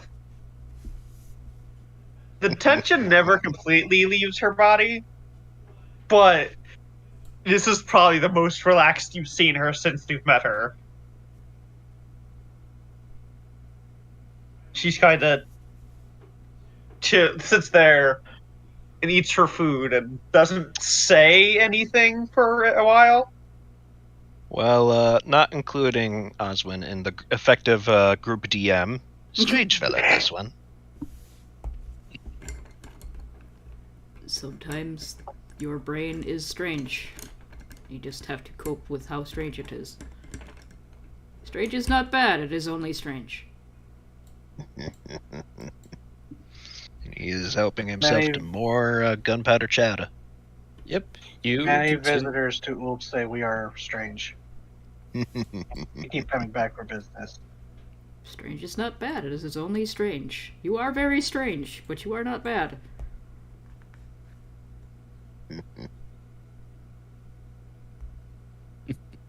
All right, well, you continue your meal, whatever conversations and small talk or lack thereof, or just trying to enjoy what silence you can. Oswin, you described like 90% of my lunches in high school. He has some sensory overload issues. Been there. Live that every day of my life. Okay. Eventually, there's no like loud thing, but you do all hear in your heads a product of some sort of bizarre messaging, believed to be a cantrip of some kind. You hear your name being called into your mind saying, in Slurp and Clax's cases, please report to the quartermaster's stockyard, and to the others, please report to the observatory. And part of the uniform that you were handed that came with a little helmet and a little badge, and those actually light up a specific color. And you all look down and you see little marks on the floor lighting up that same color and shape, leading different Holy. ways. Handy. Osmond pulls off the headphones. So, we're splitting up here now? It appears to be that way. It looks like that is what the lines wish us to do. Well, I'm sure we'll see each other later. I hope so. It'd be fun. Yes, we worked well together. And you're all in pleasant company. Yes. Slurp is a Thanks. very cheerful slime. Yeah, it's adorable. High five, Slurp. Pseudopod. Not even a mannequin hand, just the pseudopod. Yeah. It's less wet than you'd It's like- expect. And like the pseudopod stretches out of like different. It's not the same hatch at the same multiple times. There's like multiple like gaps in the suit apparently that I can just extend through. I love them. Nice.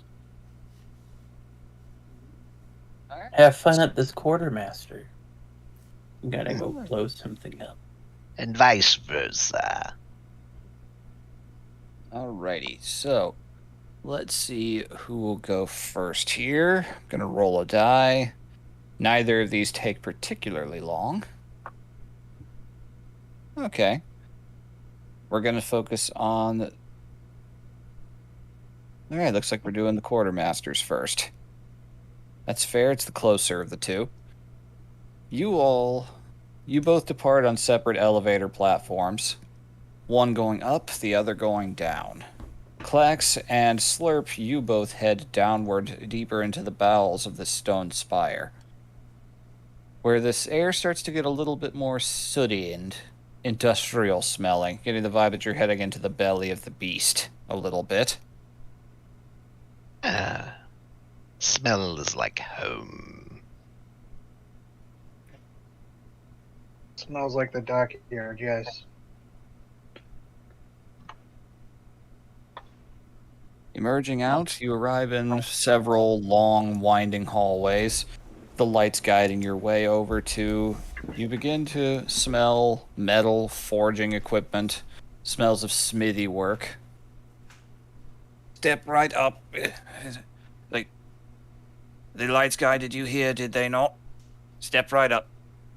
And you all approach and see just a little classic kind of gated counter with a little slot. You cannot see a figure or face on the other side, but through the dim lighting beyond the metal bars, you can see a very large, very well-stocked armory.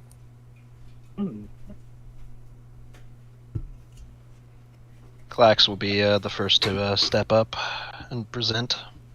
You step up, and at first you don't see anyone. You kind of look around your peripheral, seeing if you can see any figure that was addressing you. Then, one moment. And you just hear this. It's like the sound of somebody doing a mini jack, just kind of slowly increasing their height. You both behold this fellow. Excellent. Oh, Fucking mustache. God. A rather diminutive construct, wearing a heavy tool belt, a bowler hat, 2 bright lenses for eyes, and a meticulously polished brass mustache. It's like, welcome. It's like, always a pleasure to see new corpsman recruits. I am Mr. Blip. It's like, I will be happy to answer any questions you have, though if you are looking for a quick answer, I am probably not the best place to find one. How may I service you today? Do you have your vouchers? And pulls out his. Excellent. So, insert it into the appropriate slot. His mouth opens. Most unusual. Does so. I'm joking, the slot's right there. And a little slot opens up in the wall. Oh. You had me going there. Good. The eyes flash from a lavender coloration to a much brighter pink.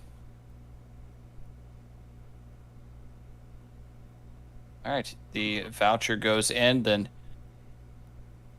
a little number appears above it that you recognize to be a total of 50 gold pieces. Just any equipment you wish to requisition for your service aboard, any live fire exercises and tours beyond, you may select here, and they will be provided for you. And you will be allowed to keep them after the duration of your education here. I'm not used to free things. Right, so you guys can choose. You have 50 gold to choose from your standard armor, weapons, adventuring gear, or tools, equipment packs, whatever you like. You don't have to go too far with it. You don't even have to use anything, but if you have anything in mind you wish for, specific weapons that would suit your combat style, armor that is within that range of being afforded, whatever you like, you are able to select it. And while you guys are doing that, we will go to the other group.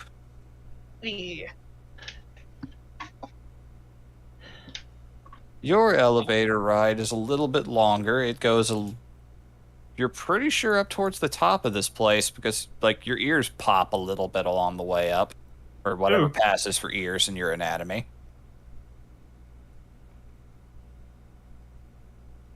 And when you arrive at the top, the main door that you entered in from does not open. A smaller one over to the side does, and you are immediately greeted with quiet and a very dimly lit room, like so, when it uploads. Ooh. Awesome, heads right into that. The dark and the quiet is... Yep. She is drawn towards it. Looks very nice, inviting. There's kind of a low binaural hum, the kind of thing people use for, like, sleep aids and the like. This is clearly a very zen atmosphere with living plants, the stellar vista above in the glass moving and swirling like a Van Gogh painting. This is my new favorite room. This is very nice.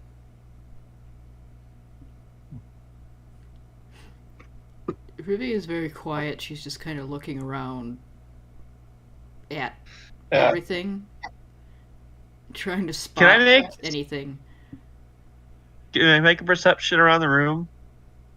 If you wish to, sure. What do you do? All right, yeah.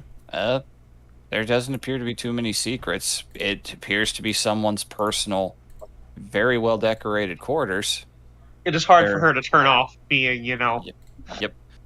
There's no danger in here that you could see, not even signs of any hidden mechanisms or traps. It appears to just be covered in scrolls, some sort of stellar observation device up a staircase. So it's lit by candlelight, everything is well polished and clean, and as you say, this place seems very, very nice. You just hear, glad you think so, love. And you turn to see, standing atop one of the shelves, kind of overlooking down at all of you, this figure. Oh. Oh. Ah, so you're the three I was told were coming up. Fascinating. You behold what appears to be a human, a non-binary one, with Hey. swept back, kind of platinum blonde hair, androgynous features, well dressed, not quite as decorated looking as the Hadozi you met before, but clearly wearing spell jamming garb. Definitely a seasoned sailor, probably someone used to commanding positions. The most interesting thing about them, though, is that their eyes almost seem like the colors are inverted from what they should be. The whites of the eyes are an inky black, and there's a bright, glowing lavender where the irises would be. Oh. Wow, Hello. quite the looks. Thank you. Just kind of starts descending down the staircase a little bit towards you all. So, you all possess the talent to spell jam. Excellent. We mostly get Coleman recruits. Getting 3 in at once, that's lovely. Lovely, lovely, lovely. Just kind of walks in a circle, hand up to the chin, just examining all of you. My, I see a lot of potential here. I see the eyes kind of, as closer inspection, they are shimmering actively, almost mercurial in nature. You can see glints of silver dashing in and out of them. Ooh.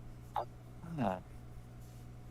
Arcane mastery of the wizard sort, magic divined from nature, as well as magic of a celestial sort of nature as well.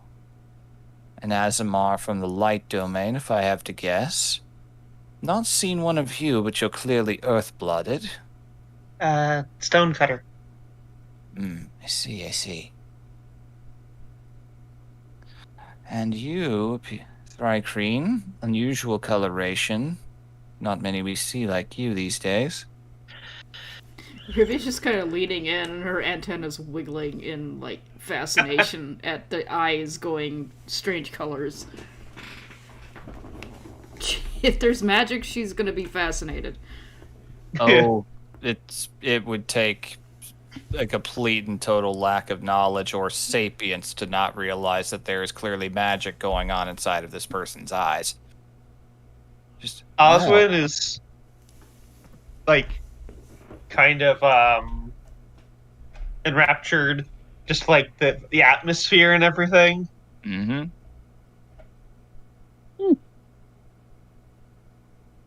Well, just leaning back, crossing the arms a little bit.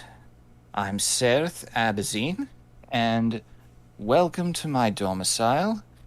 I like it quiet in here, helps with a clear mind, helps replicate the conditions of the Astral Sea when you're out in it. I love it. It's just, the silence there is just beyond description.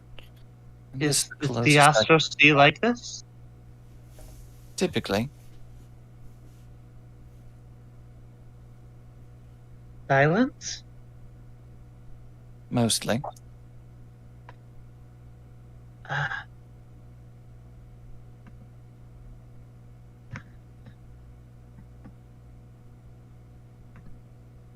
Oswin.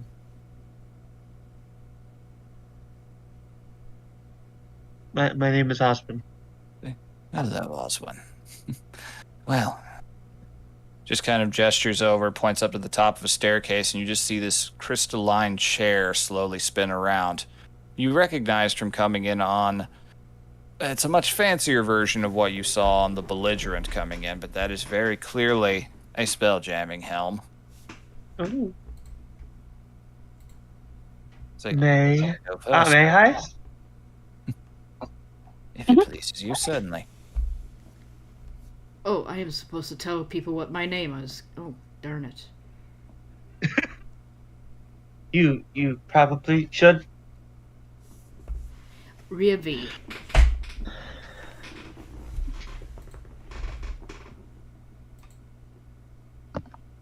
I like that name. That's a good name. Maybe. Have you introduced yourself yet? To Meta. Oh, right. Sorry. A little distracted. A lot of things to look at. And the eyes are actually looking in different directions. Oh my god.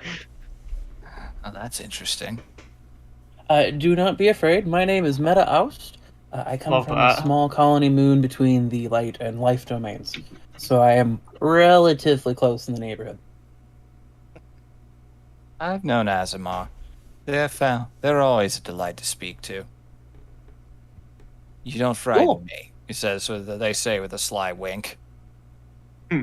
She gives a wink back. It's two of the ones on the left side of her head, but it's a wink. Osmond is already up in the chair. Can you wink with the one in the middle of your forehead? No, that one freaks people out more. Found that out in the seaport, the spaceport, from the moon to like the nearest planet, and I tried it. I'm not worried about it though. I've had these for like ever.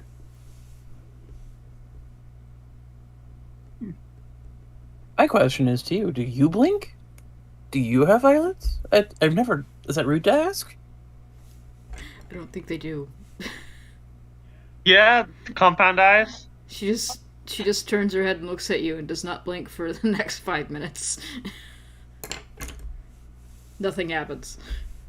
Fair enough. Question answered. Osmond it's like running her hands over the chair.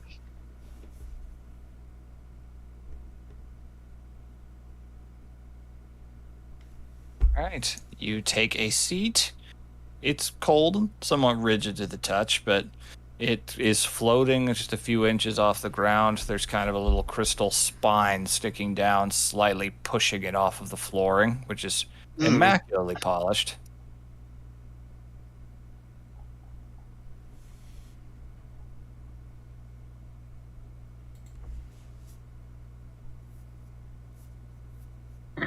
It's Tough. That it certainly is. Right then. The eyes flash a much brighter silver. I'm going to ask you to try and calm your mind for a moment. all right.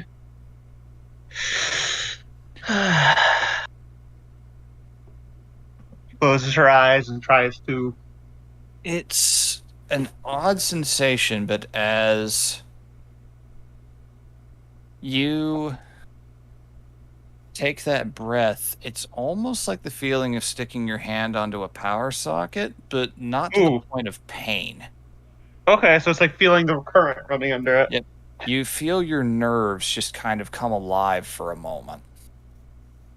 Ooh. And say, now, your mind kind of distances itself, and you feel yourself kind of adrift, and you open your eyes, and you are out in the middle of the expanse, very similar to the one that you could see through the illusory windows of this observatory. It's just you and the deck of a ship that you were sitting atop in that same chair. Ooh. And you hear the familiar voice of Sereth kind of stepping around, coming out from behind the throne. Interesting. Serenity is what you crave, I see. Yes. It's hard to find. Especially when something from your past is holding you down and holding you back so hard. She flinches. Weird to see. Sorry, love. It's part and parcel of what I come with. And I'm for a moment, the sky kind of flashes, and you see the serenity break away to familiar sights of Oh, things you try to forget, things you actively push down. They're flashes, Oh. not enough to be anything more than just a quick flinch, not enough to trigger things, but not pleasant.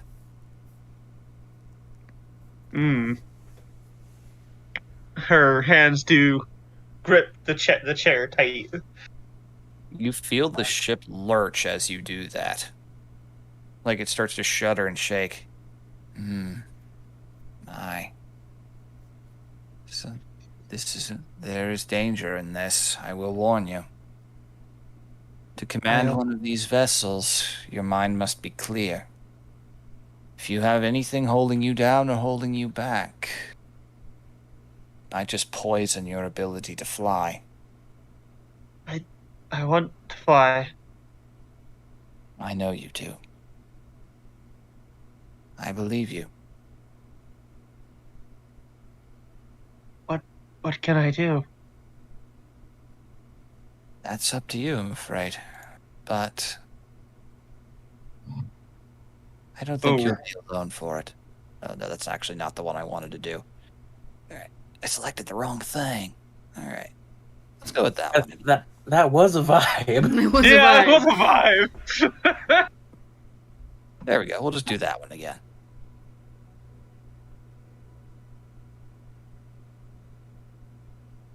It's not easy. We've all got things, our own skeletons, and you'll likely encounter more as you venture forth. You won't always find peace out there, but when you do, you seize it. You learn to let your love of that overtake the hate of what holds you down. Do you understand? I think so. Good. She takes a deep breath and tries to All right. think about the quiet of the room when they first entered. Yep. Good. Now imagine yourself going left, like you're moving a limb. Don't think too hard. She does. She tries to. All right. As you just imagine the idea of moving left, the ship begins to veer port side. Smooth. That's better. That's better. But not better. I did that. You sure did. You had it in you all along. All right. I've seen enough. There's a flash, and your eyes open, and you are back in the observatory. Over it already? There'll be plenty of other chances. Don't worry. You did well, with a sly wink. She has a very hesitant smile. Gets out of the chair and scurries back down the stairs. All right. See? Well, fine jammer in the making already among you. Who'd like to go next? Would you like to go first? I'll go first. You can go ahead, Reevy. I like seeing how you all react to being in the chair. Okay. And she goes up to the chair. Your direct observation, it really just looked like Oswin just kind of went into a trance for a moment. Just a meditative sort of appearance. Yep. The chair kind of glowed. I mean, it's something. Yep. So, all right. Now this one's fun. See, I enjoy quite. You hear in your head, Rivy. See, I quite enjoy your people's innate telepathy. See, a lot of people tend to become uncomfortable by it, but it's quite fun. I like it. It's very easy. Oh, yes, indeed. Yes, indeed. Well, have a seat. Okay, she sits down and wiggles, so all of her hands and arms are on the chair. Mm-hmm. Now, I'm not going to ask you to close your eyes, since, not technically possible. Now, just calm your mind as best you can. And after a moment, you find yourself also out there in a darker place. Just you and the helm of a ship. And Sereth after a moment. Now, this is interesting. The last one, there was something boiling under the surface, but it's more of a yearning. There are lots of things I would like to see, and perhaps things I would like to see again. So there are things from your past you seek. So what should I know of you then? What will the helm show to you?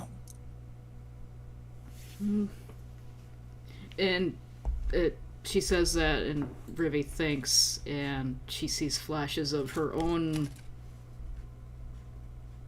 planet, I guess you would call it, and her own hive working together, and then it all just kind of disappearing.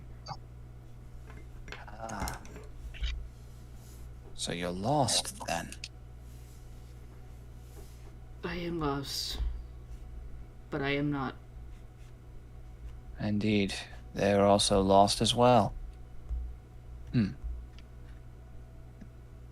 Is that what you seek out there in the horizon? To find or be found?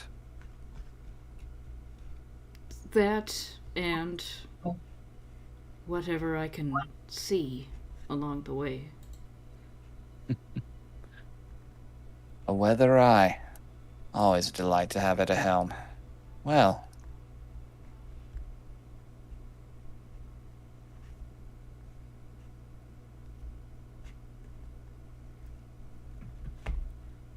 There is... She kind of hesitates, even in her head, and... I am lost, but I am not lost. Does that make sense? I've never understood a phrase more in my life.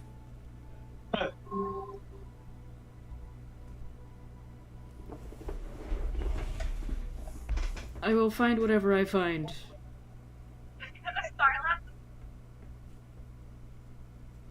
And she turns and goes, "What do I do?" You move. And you tell the ship to move for you. Alright, she's gonna try to bank right very smoothly. Alright. It is calm. The seas are tranquil. In the distance, you see the faint visage dashing in and out of an astral cloud of various astral things. Whales, fish, eels. Beings of the void. Those are the things I will see. And more? Oh, just a taste. Just the tiniest of tastes. And they will be, you'll carry them with you for the remainder of your days. Good. This is a good thing. There's nothing better. And with that, your vision fades, and you return. 2 for 2. Certainly can't complain about that. There's actually a shortage of spelljammers out there. Are they rare? Magical talent is not. It's just not everyone's got the fortitude or patience for it. Many are ambitious and haughty and full of themselves to the point that they forget that they are at the mercy of the void when they take command of such a thing. And the void can be hungry. I've seen the remains of vessels and ships that sailed into waters far beyond them. And some, well, I only wish their remains were known. Hmm. But Fascinating. my adventures are not what we're here for. So, Meta, let us measure you. Cool. And she's gonna go up to the chair and sit down and do it. Fairly calm. All right, then. Well, I'm going to need you to close all of your eyes for this one. And they all close. Because All right. they all have eyelids. When your eyes shut, there just for a brief moment is just a flourish and dance of color. And when you emerge out there on the helm, space is bright. There is just an endless sea of shifting, kaleidoscopic imagery, colors, vaguely feather-like shapes, movement, constant movement, but it's warm. It's not frightening, it's inviting even. Bright as daylight in what's normally a inky, vast void. She does take a little bit of a breath with that. And like, wow. You can feel a soft exhale of your own behind your eyes as well when you do that. That is interesting. You turn and see Sareth walking up, just kind of examining the horizon. Very interesting. Not entirely your own. Nope. That's not going to be a problem, though, I think. Where did you come from? Looking directly at you. And as like with the visions of the others, visions of a small moon, I would say maybe even half the size of Earth's moon appear, of small farms and people working hard and a small child just doing her best. Some unusual friends, but when you get a remote moon colony, you get who you can get. That is a lovely sight. Humble beginnings are the best kind. That's not entirely what I mean. Another sly wink. And not entirely whom I'm speaking to. There is a great destiny in you, Meta. Yearning to break free. That much is clear just at a glance. But that destiny is not entirely your own. There's just this moment where you just see the eyes kind of dim, the silvery glint kind of disappearing on Sareth's face. There's a slight chuckle after a moment. I see. Great destiny indeed.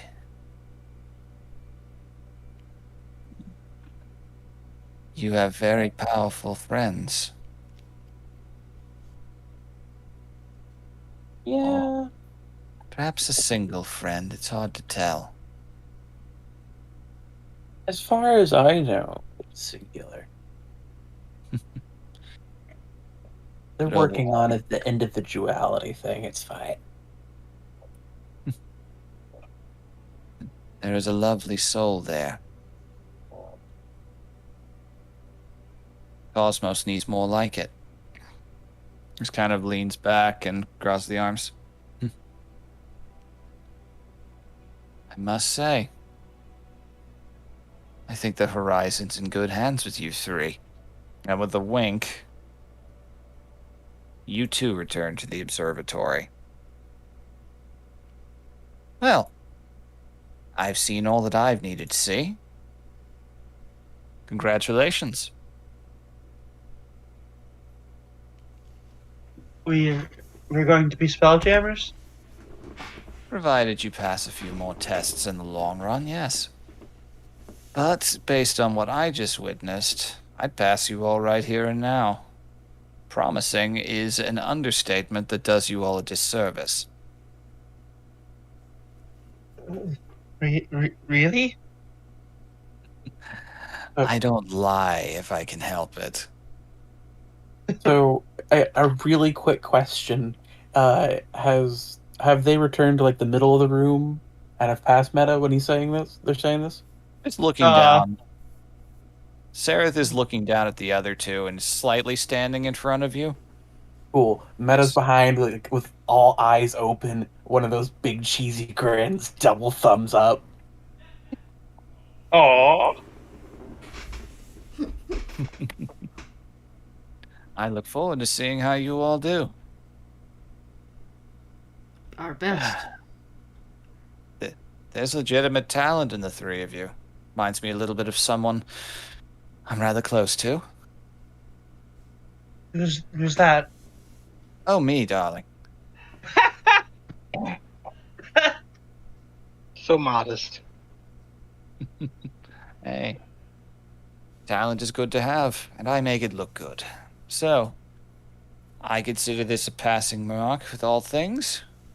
I think you are good to go. Now, if you have any other cadets you were assigned with, I believe next in line would be... Ah, yes, that's right.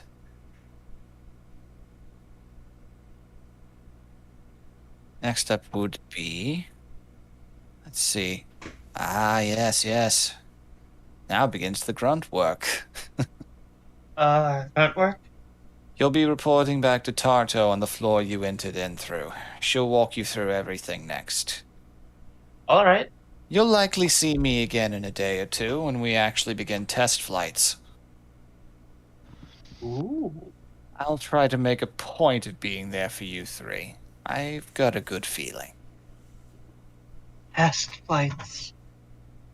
I can't wait. They'll come sooner than you think.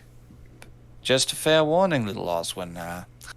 Excitement can be just as much of a damper as pain if you let it overwhelm you. I am used to pain. But not excitement. That depends on the type of excitement, I suppose. You know what I mean. Now off with you. Don't forget what you saw in there and what you heard. It might just save your life one day.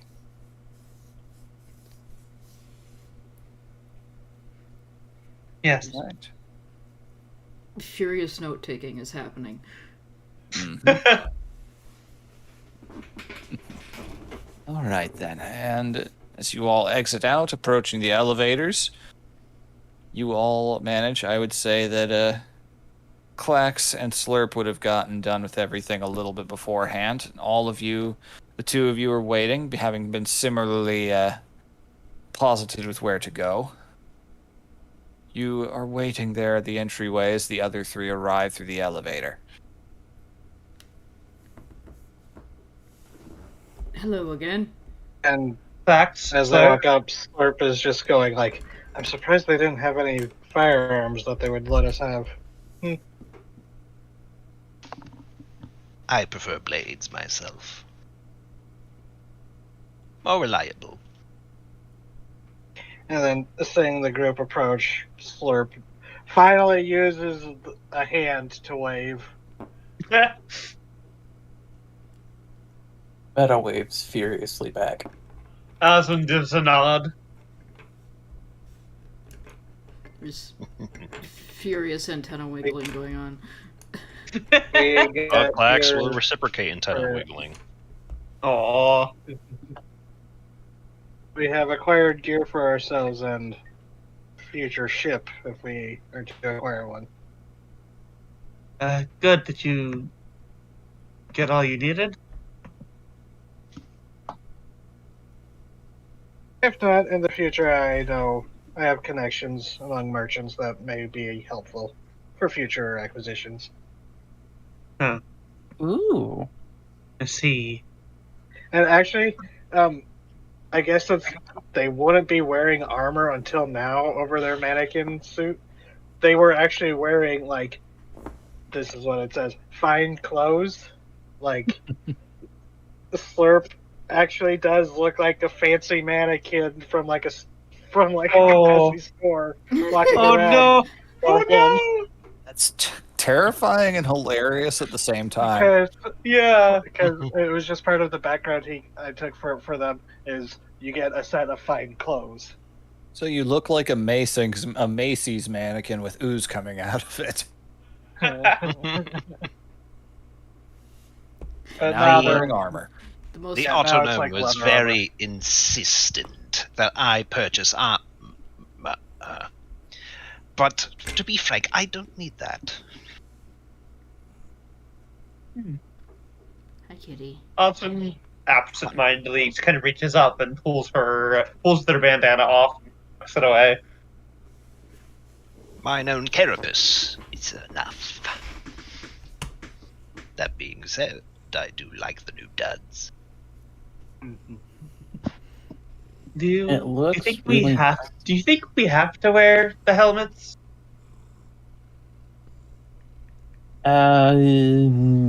Good question. Probably when we're not controlling a ship. She taps her skull. I don't think it's going to do me any better than this.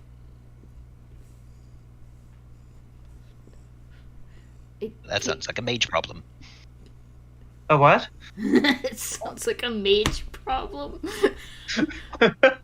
No, my point is my head is tougher than like Oh, think I natural armor. thought you were like, I have no idea what you were doing up there, so I thought maybe you had to wear some kind of special helm to pilot a no ship. no. No, we And just then- have to sit in a fancy chair.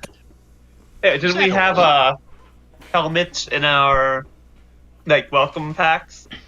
Yeah, that was part of our uniform, I think. Yeah. Yep. That's what she's talking about. The helms basically are how you receive directions on where to go next. And that's basically what they are. They give clearance to enter into places. Basically, if you're not wearing one, none of the doors will open. Oh God. Which And is, you have noticed walking around, there are guards walking about, most of them carrying swords that emanated green energy. Yeah. Oh. Well, I guess the buckets are necessary.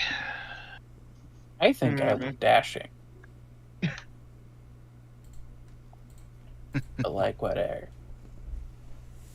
Does not squish my antenna, so it is fine. We try to maintain species anatomical needs in mind, you say, turning into seeing the familiar Hadozi face of Tarto approaching, an entirely new cigar in their mouth, in the process of lighting it.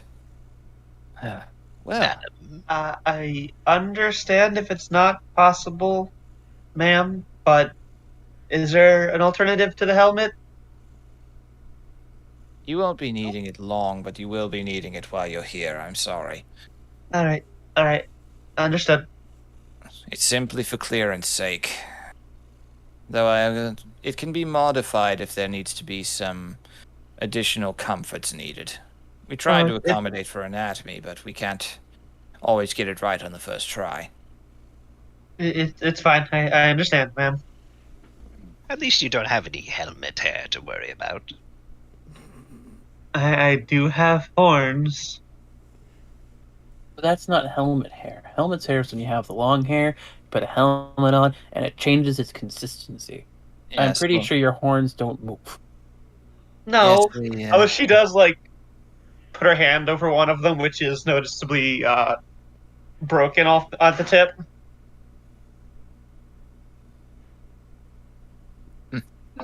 Ruby Well, very quietly hands you something. She takes it. You know those squeeze things that you have for people when they're anxious? They just kind of. Yeah. She hands you one of those, and it looks like her little aphid friend. Oh my god! Okay, she squeezes it a few times before she hands it to you, like she's showing you what it does. Oh my god! Osmond takes it like, She doesn't look at you this entire process. okay. Osmond, it has like several emotions run across her face. Like skepticism, confusion. Then she gives it a squeeze. Makes a very faint squeak, and also is very God. satisfying feeling when you squeeze it.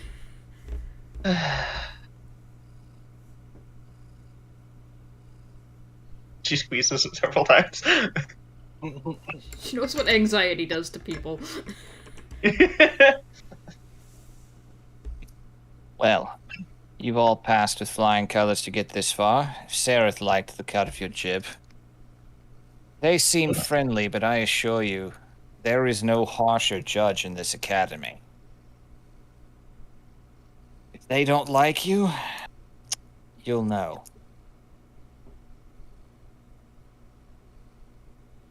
You prove your own worth capably in combat as well, so it's time to begin some real legitimate training. What do you say? Please. We'll do that in just a moment. This way, follow me.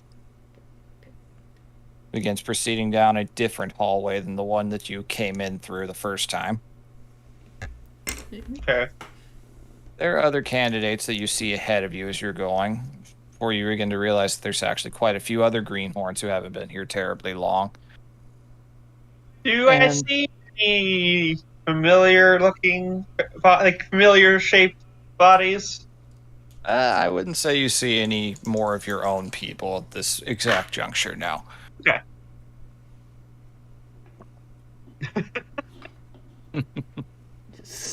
I'm Purple Horn. Squeak, squeak, squeak. Now, as much as I hate to say, one of the biggest things when it comes to operating a jammer, yes, there are the flashier roles, the captains, the spelljammer themselves, boat swains, chefs, doctors, all manner of things, but You need someone to do the grunt work. yes, deckhands are for the unsung heroes. They don't get the tales told of them by drunken crowds at ports, but they're the only reason that ship makes it back. Every station's vital. Indeed. And it's the one that everyone has to start learning. No matter what your talents, no matter how good you are, the full likelihood is when your 2 weeks of study here end, you'll likely be doing traff work on a standard commercial freighter for a little while. That's where most cadets and graduates begin. It'll be grunt work, rowing through safe routes, doing deckhand work, but it's where you prove and pay your dues. And in order to do that, you have to learn how to effectively stock and maintain the cargo hold of a ship. And that is where we're going now. You and several other groups will be partaking of inventory control under, well, Kip and Pick take some getting used to. Well, our friend earlier, I already like the cut of their jib. And which friend would that be? Points to the Scrig.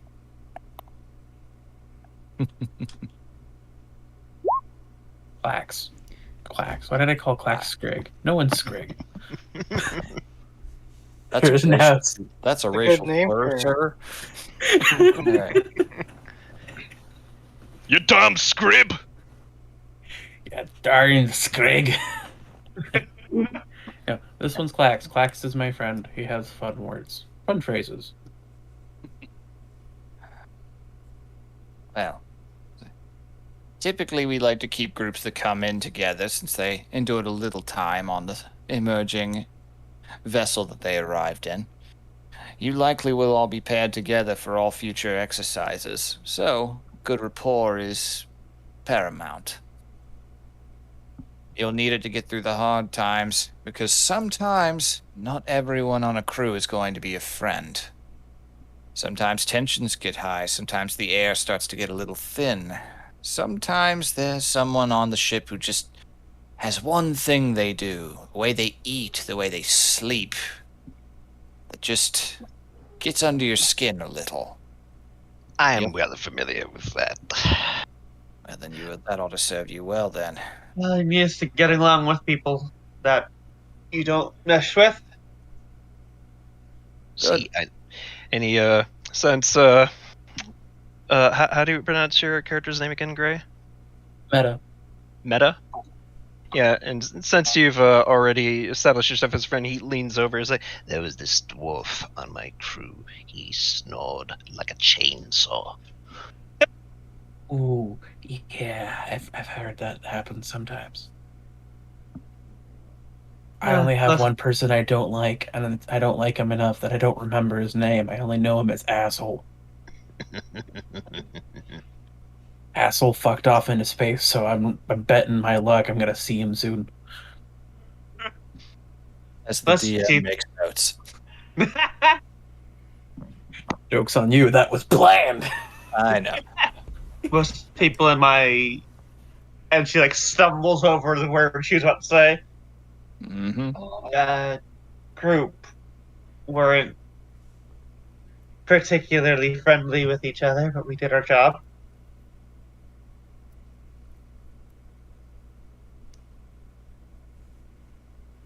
So I just can't goes imagine and this. goes, sorry. No, go. Slurp just kind of does an exaggerated shrug and goes, "We on Oolp work pretty good together. Just everyone's friendly. We all came from the same mother slime." Oh, I love that. Oh, you're a communal plasmoid, then. Those are always interesting. That's good to note.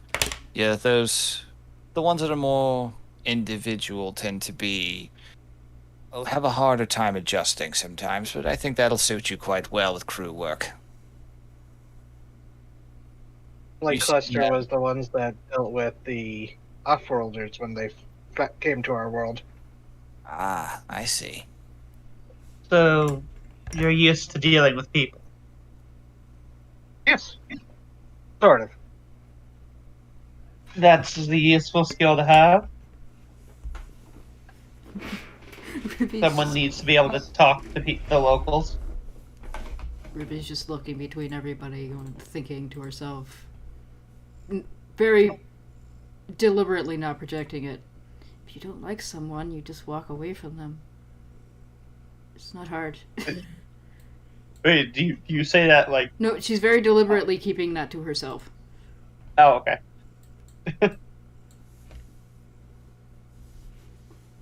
Alright. The walk down the winding halls comes to an end, and you emerge in the docks. You realize that you're in an open, carved-out, airy space as you see the sun, Thaco, beginning to set over the planet's horizon. And you see several, probably about 7 or 8 docked ships just all stationed along the edges of a rock face. Just beyond the edges of the holes, a drop-off to the distant fields below. You see lots of other cadets and candidates, most of them grouped together in groups of 3 to 7 or so, usually a number.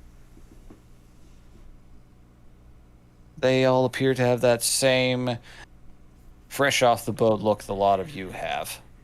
Yeah. Well, you'll be... Tardo just kind of turns around and looks at the lot of you. Well, now you get to take a taste of the boring, tedious stuff. Not quite as flashy as the opening battle, but a lot more likely what you're going to experience. It's important that we know how to do all of it. Indeed. Now, You'll be reporting to Kip and Pick. They are, well, meticulous, but they will do everything in their power to make sure you know what to do. They're a pair of gnomes somewhere around here. Ah, there they are. And you just see, walking in unison, very quick little steps, 2 identical twin gnomes who have elbow-length, stainless white gloves. Their uniforms have kind of a gilded trim to it, and it just looks spotless. It looks like these people take offense at the concept of dirt. Oh God. Clax, Osmond makes a face. conspiratorially with the telepathy. So which one do you think is clicks and the other one's picks?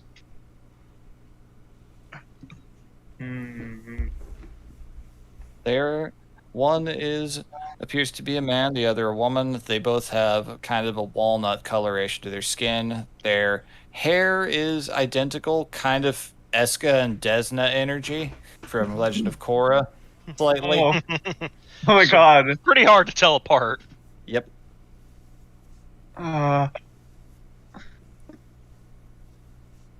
The only real distinguishing feature is that one of them has a red scar down one of their cheeks. Oh. Allowed. Can I?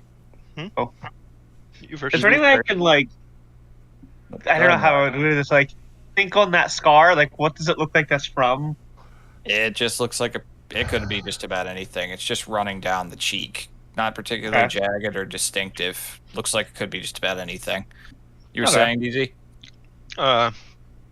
Using the telepathy allowed then is like, I presume you're the ones we are reporting to.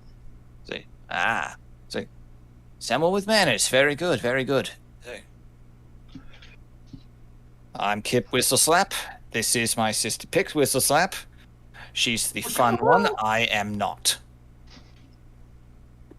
Yes, I am. I am the fun one. Very much so. Oswin does the salute she did earlier with the arm over the chest and like showing her skull.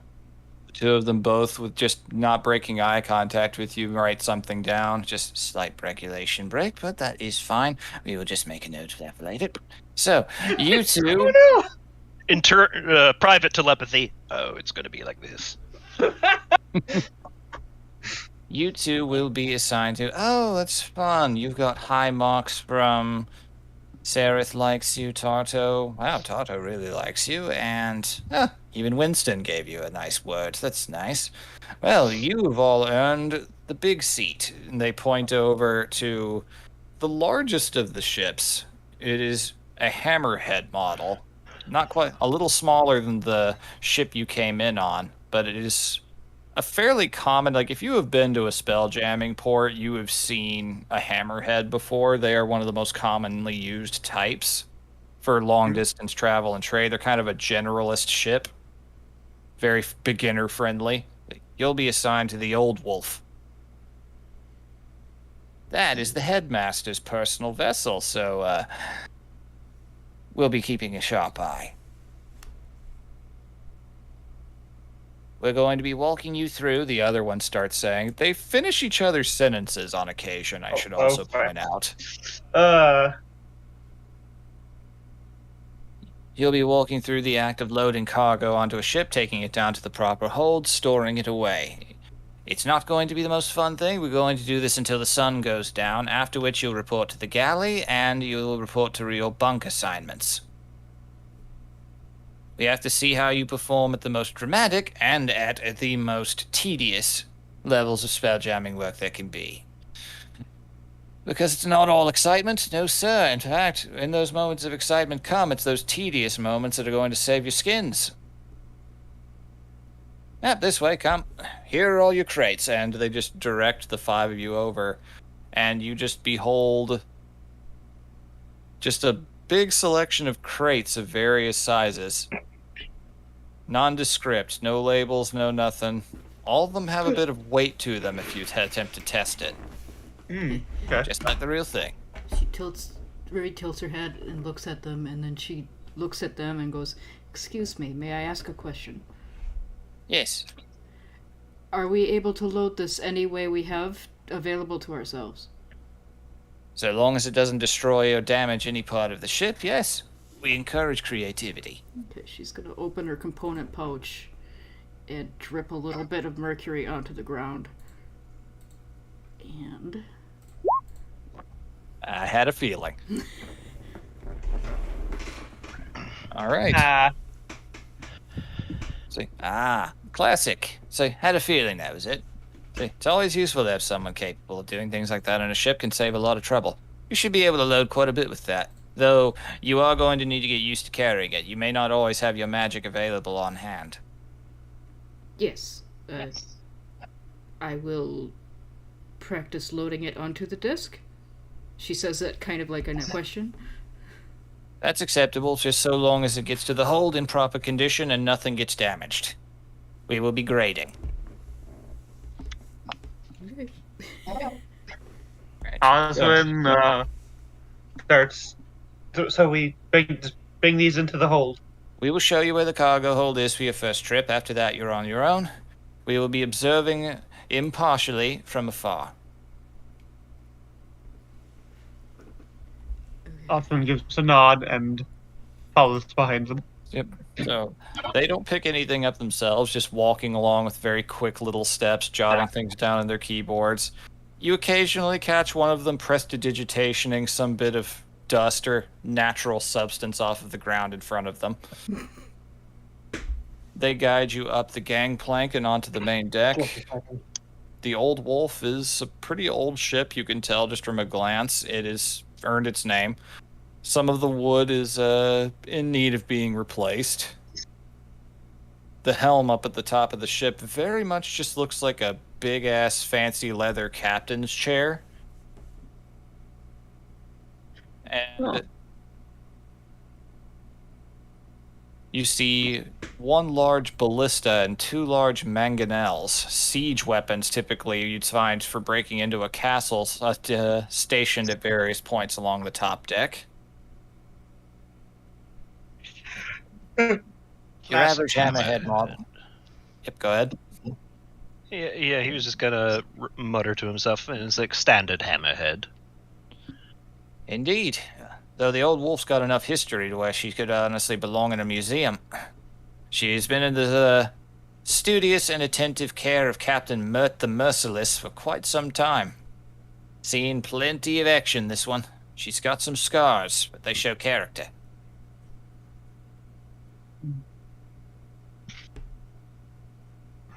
Alright. Go ahead. Hmm? You were gonna say something? No, I was gonna say. I was gonna say that like Reeve would probably notice Oswin giving the anxiety thing a quick squeeze. She does not say anything about it. Alright. You all may carry. There's no rolls required for this. Oswin falls into a familiar routine. Yep. I was never the strongest of my crew. Remember to Ruby, remember that when you are lifting heavy things to not hold an intake of breath. It is not. It is more strain on your muscles than you need. Hmm. Yes, I was not the strong type. That was someone else's purview. Well, you're going to have to get used to it in some capacity, though do always remember, if it is too heavy for you, you can just ask someone for help. It's actually preferred to bring things up in a group if you can help it. It's just like loading a couch up a flight of stairs, the other one says. Yep.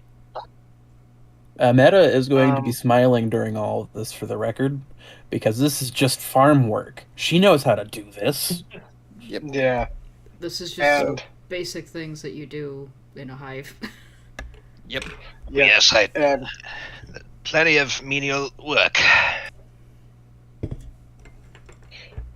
and this is very familiar. The sort of loading and unloading of spelljammers. So they actually out of the mannequin, so it's just standing there, and they ooze over to a box and ooze under it, and then just kind of start rolling forward with it, like gyroscopically balanced on top of them, just like how Oh, they used to do it at home. Cute. All right. You all bring the first batch of crates down into the. Well, it's a couple levels down to the bowels of the ship and to the very back, very dimly lit by a couple of little crystalline candelabras along the walls. You're guided into the cargo hold, which is somewhat dingy.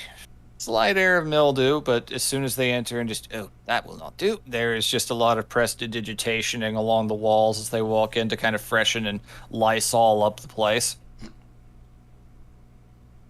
Casting light. Alright. Alright, you may set smaller things here. Munitions go there. Food goes here. So cargo for trade goes on this side. Just generally gesturing to various other places. Set that one there, that one there. Alright, very good. That goes for the water. That's for the rations. Spare supplies, weapons? mending tools. Oh yes, obviously there are weapons. where do the weapons go? Oh, right over here. Thank you. All right. Should we check before we pile new things on old things if the old things have gone bad? She says in a question. Oh, normally, yes, cargo is inspected before it is loaded. However, this is all training. All of these are just loaded with dummy weights. I was curious about that. Well, this You ship's do not wanna make actually going to be doing any taking off anytime soon. This is just for the purposes of walking you through the process. You definitely don't want any perishables to be improperly regulated. Indeed not, indeed not. Good thinking. All right, well, they'll get back up onto the main deck and guide you down. You may all resume as you wish. We will be watching and observing all the while. If we have any suggestions and tips, feel free to. Feel free to make use of magical aid. Just again, try not to damage anything on the ship. Understood. Slurp makes a comment mostly to himself, going, no catapult then. Got it. Yes, avoid that. That is for combat only. All right. Do you smell that? Smell what? That is the smell of history. Are you going to say adventure? Are you going to say adventure? No. History. Ah, all right. And adventure. It smells like mildew. That's part of the charm. How smooth is the ground out here? The stone is polished from both use and magical alterations. Okay. It appears that stone shaping was utilized here to make this place optimal for the docking and maintenance of spell jamming vessels.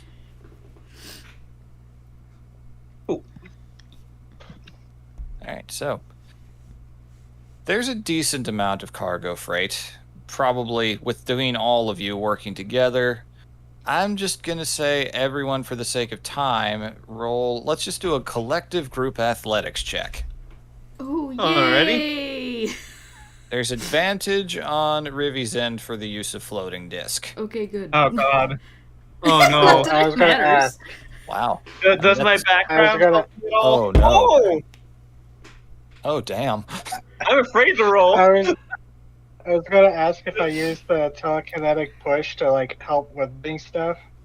I mean, that can only handle a certain weight limit, but I will say that will affect the DC. Okay. Does my background help me at all? It will affect the DC with training, yes. Okay. Ha!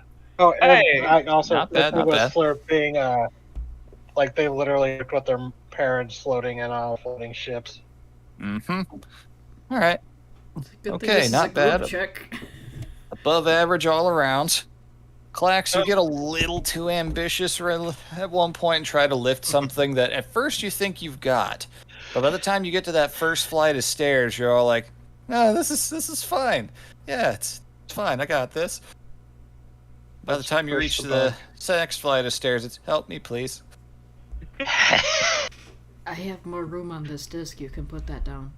No, I'm fine. I can handle this. It's just a box. Don't overdo it.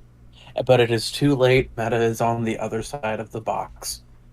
Yes, do not hurt Just yourself, watch friend. Yes. Every crew member is needed. If you are injured, then that would be bad for 2 reasons. One, because that would be bad for the crew, and one, because I like you. Yes. Fine. We are a unit. One of us gets hurt. That is going to bode poorly for all of us. We need to be working together, not trying to outdo one another. I'm not trying to outdo any of you. That is the second time somebody has rolled double natural ones. Yeah. This bodes Amazing. interestingly. Look, I'm not trying to outperform any of you. Like, I'm proving myself. I'm trying to outperform me. That is. I might have pulled something. There's an invisible mage hand that's like tons of just like help on the other side of it. You got like the entire crew was like, don't do this. Helping out. Did you pull something? Maybe. All right, come here. And Osmond, okay, where is it? Down here. She like scoops up a little earth and like puts her hand against where the injury is and uses cure wounds. But like the way it is like the earth spreads across the part that's like where it's sore and kind of just like. Before the magical effect becomes obvious, it's like, I just got this uniform. Oh no, you'll have to clean off some dirt later. And she does it anyway. As you walk up to the top deck, one of the gnomes notices this dirt and immediately moves forward. Says, Oh, no. that will not do. They shuffle in a surprisingly intimidating manner for having such tiny feet. I apologize. My magic is earth-based. I was healing a sore muscle. Duly noted.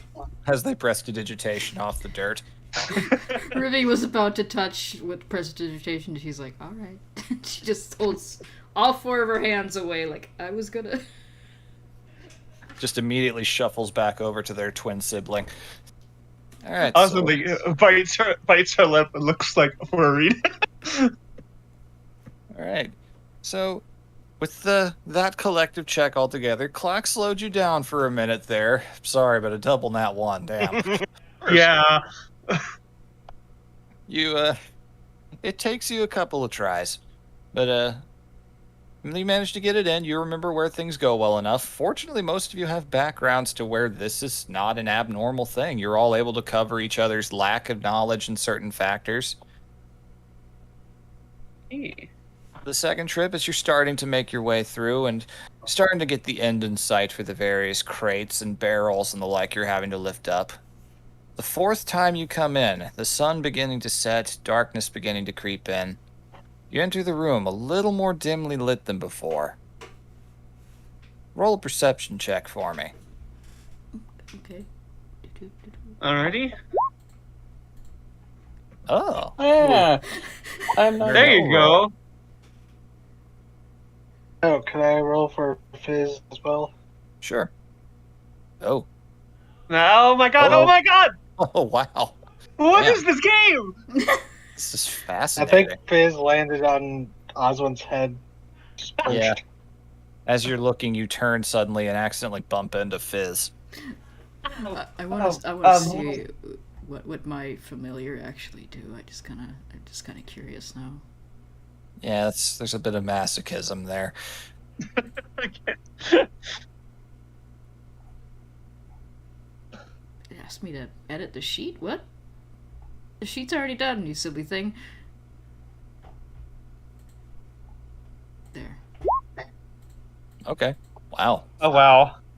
If you didn't roll a nat 20, that would be the highest roll of the set. Okay. Well, that does kind of make sense for this. It actually makes a lot of sense. Okay. As you walk in, Rivy taking the lead with the floating disc, you immediately clock that something's different. One of the crates, it's pretty stable. You guys stacked them up pretty good. One of them has fallen over onto its side and is open. She's gonna point that out immediately in everybody's heads without, looking at it or saying anything basically out loud, quote unquote. That crate is different. Clax will move forward hesitantly. Osmond's like holding Is Fizz there, at arm length. Is there like any like bits of wood or anything like on the ground? As you, Like you have to debris? get closer to inspect that. You rolled a pretty good roll, so I'd say you're able to clock as you get closer. Yeah, second best roll of the player set. All right. You do notice, yeah, it's not just open, it's broken open. Oh. From the inside out, or someone broke into it? You're going to have to roll investigation to get that detail. Could I give him aid? Not much need for it. That's Okay. needed. Okay. As Rivy, you're looking around, Clack's approaching. Slurp, you just kind of slither your way on over, get down and look in closely. You realize this was cut open. Very finely. And in that moment, you hear something. Skittering sounds. Ooh. They In said the these dim were light, training rates.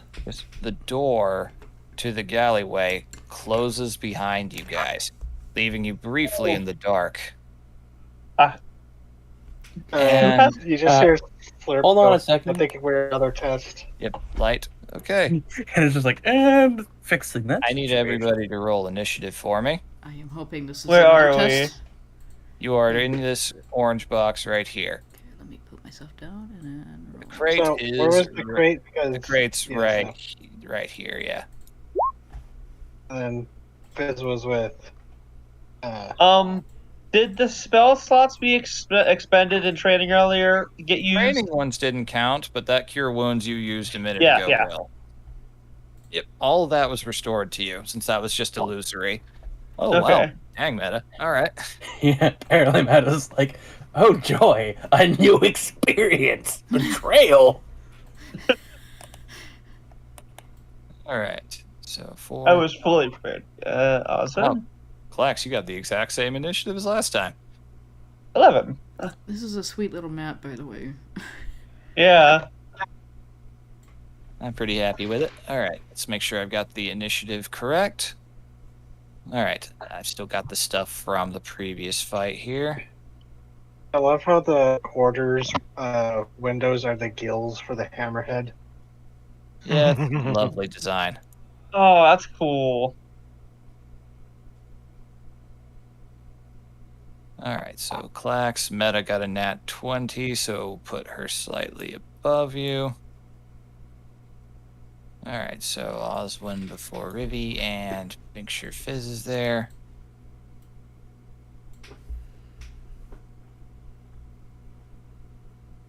That actually completely scans. We'll also do the aphid. Do we have a name for this little guy already, or? Not yet. I'm gonna let it come to me as more things. It does more things. Sweet. Okay. The abyssal chicken was that bastard. Yeah. That's Oh my wrong god, button. you summoned an abyssal chicken? Yes, she What hated else it. would you do? All right, and let me get this little guy pulled up as Okay. well. So I'll state for the record, I mistyped. I was trying to see what my spell did, and the website was not helping. If I yeah, that button's remember working. what they look like correctly, an abyssal chicken does look like something out of fucking Chronicles of Riddick. Yes. It does. Yeah, they do. They look like the Bioraptors. All right, so let's get rid of the drawing. I do see clicks on the initiative count. Yeah, Yeah, just before everything went down, it's like, I thought these were filled with shining weights. That's what they said. Then suddenly, boom, door closed. Oh no. Okay, Yep. so this thing rolled an 11. My dex is 2. Its dex is also 2, so we're gonna have to roll off here. Roll off. Roll a d20, do rollies. Hiya! Roll these. 8. 7. Rollies! Rollies. All right. I was like, hoping we'd get to do rollies on something. It's fun. It's weirdly addictive. All right, so the door closes and skittering out. It's somewhat small in size. In the dim lighting of the lamps, you see this boy. A lovely boy, illuminated by cantrip. Ooh, weird boy. Saw A strange little mechanical insect making clicking sounds. Lots of them. It just looks over Slurp and these perks little up and- chainsaws, which Slurp you immediately realize it's cut its way out with, obviously. Looks over and spins and starts skittering towards you. With initiative rolled, let's go combat. Slurp definitely wants to study this. Oh my god. Oh my Slurp. god. Slurp, Fucking if it Metroid lives, you music. can have its body. Of course. Oh, perfect, BB. Oh Holy no, shit. Slurp doesn't have his armor or weapons. Oh no. Well, we're gonna have to figure things out here then. All right. Meta. Oh, do I not have like my basic leather armor? No, you guys would have been able to keep like the clothes you were wearing and the like. Okay. For specific instances, it's just full starting equipment and everything, not as much. Okay. It's oddly worded that. All right, so Yes, I see. It So I pops am out like actually going mine. to try to cast a guiding bolt now that I can see what guiding bolt does. Oh. Dang. all right. You prepare. How is guiding bolt casted in a similar way? One second. I'm trying to turn down the volume a little bit. It's hard to hear anybody talk. Okay, there we go. Now I can hear. What was that? You cast guiding bolt in a similar manner to what you did with Eldritch Blast. Yeah, pretty much. I'd say that unlike Eldritch Blast, was just the whole light and it's a bit of a show, this one is very much a staff and like the center eye lights up and then does it. All right. You prepare and launch out the beam, and it just blinks for a moment, skitters beneath, and crawls, skittering beneath the blast. That does not hit as it is advancing towards the lot of you with its saw blades extended. I've had bad luck with guiding bolt too. Yeah. To be fair, the first time I rolled a 23 when I was pressing the wrong buttons. So that's fair. I'm Yep. trying to see if there's anything I can do on a bonus action real quick. Nope. Nah, that's pretty much my turn. I know the beefier people are in front of me. Yes. Except for the wizard. Yeah, the beefy. The wiz- Literally, the physical fighters are behind you. And the tank is without their armor. It's fine. Don't worry, I it's actually fine. have fairly good AC for a wizard because of Thrykeen. All right. With that out of the way, Clax, it is now your turn. Well, Slurp is without his armor. And there's only that one thing, apparently. Only one thing you can see in the room right now, yeah. And it is very obviously coming at you with a hostile intent.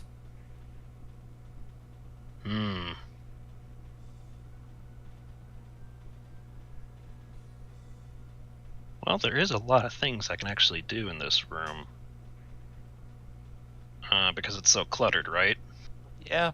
I mean, it's pretty tightly and neatly stacked, barring that one crate that's down. But yeah, there's plenty of cover options, flanking maneuvers, things you can do, climbing. Yeah, and there is that. However, you got that light cantrip going on, right? Yep, light cantrip. I cast it onto a nearby crate because they said I could move the crates. No one said I couldn't turn the crates into a glowing light source. Would that negatively impact any stealth checks I make? Not necessarily. You're Hmm. still welcome to try. I won't impose disadvantage or anything. All right. So, remembering how the last time he ran in, it didn't go so well. He's going to remember sometimes discretion's the better part of valor. He's going to use his action to use Chameleon Carapace All right. to give himself advantage on stealth checks to hide in these surroundings. All right. The lighting is still somewhat dim, though you're pretty close to the epicenter of the light, so right this moment you're kind of... It's fascinating how your carapace kind of takes on a tinted effect, almost like a great white shark's patterning. From different directions, you'll appear brighter or dimmer. And then he's going to use his... Well, he is going to move. Hold on. So let's move over here. And he's going to use his bonus action to hide. All right. Stealth with advantage. 24. Damn. All right. Yeah, no way in hell that thing knows you right now. Okay. You slip in using the shadows and various heights and dimensions of the barrels and crates to give yourself a bit of cover and blur your silhouette a bit. It's still charging straight forward, but it did not clock you as you were moving. That much is pretty obvious in this 6-second span. You feel pretty comfortable in that assumption. Excellent. All right. That's it then. Oswin, it is your turn. He looks around at everything around her. Why does everything need to be made of wood in here?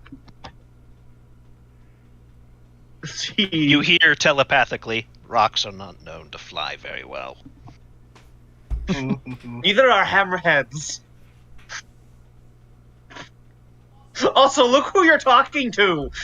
I don't know what you're She talking runs about. up here. Rocks fly very well. They tend to she's fall, and then everyone dies. Yeah. She's going to grab a piece of root out of her pocket and cast Thorn Whip. Alrighty. Ha! 19. That hits.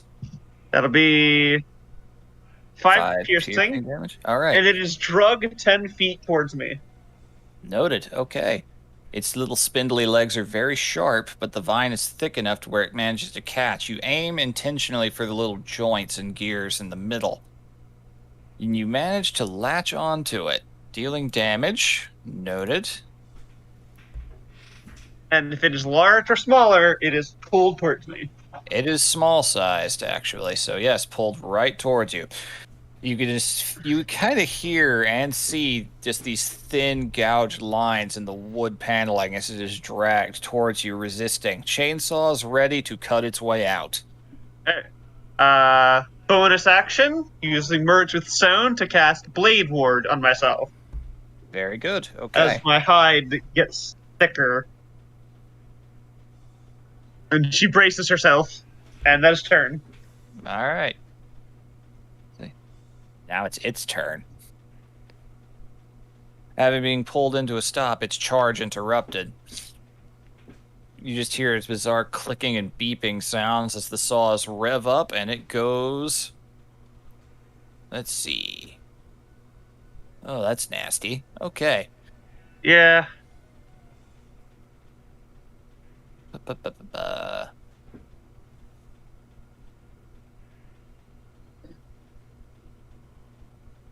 The saws go out, attempting to cut at the vines as well as your arm. That is a 19 to hit you. Yeah, that hits. All right, so the saws do... Oh, okay. Where are you? There you are. Oof, you take 6 slashing damage, cut in half to 3. Cool. And it's not done. Oh boy. It gets 2 more attacks. Whoa, boy. Comes at you again with the saws. That is a 9. That's not going to hit. That misses. The second time, it just gets sparks off of the rocky texture of your skin, pulling the blade back as it's kind of deflected away. Then it leaps at you, and you notice this thing has fangs like a spider, and it is trying to plunge Ooh. them into your eyes. Oh my god. Oh, that's a nat 20. Oh, fuck. It manages to clamp down. You feel those spindly, spear-pointed legs actually managing to get into your skin. The fangs pierce in, and you take... All right. Where's my... There you are. Okay. That is... 13. Ooh, wow. 17 points of piercing damage. Cut it in half to 8. Whoa! Ow! This thing, your rocky skin is saving your butt right now. Yeah. So it did 8 damage. Okay. Yep.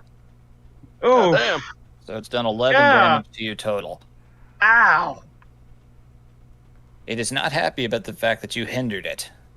All right, so as you Her all- blood, because she is definitely bleeding now, is orange. ooh, fun. Okay, noted. Now, after it finishes that, you all under your feet, something shakes, Oh fuck. and you feel that slight vertigo feeling of something rising. Oh.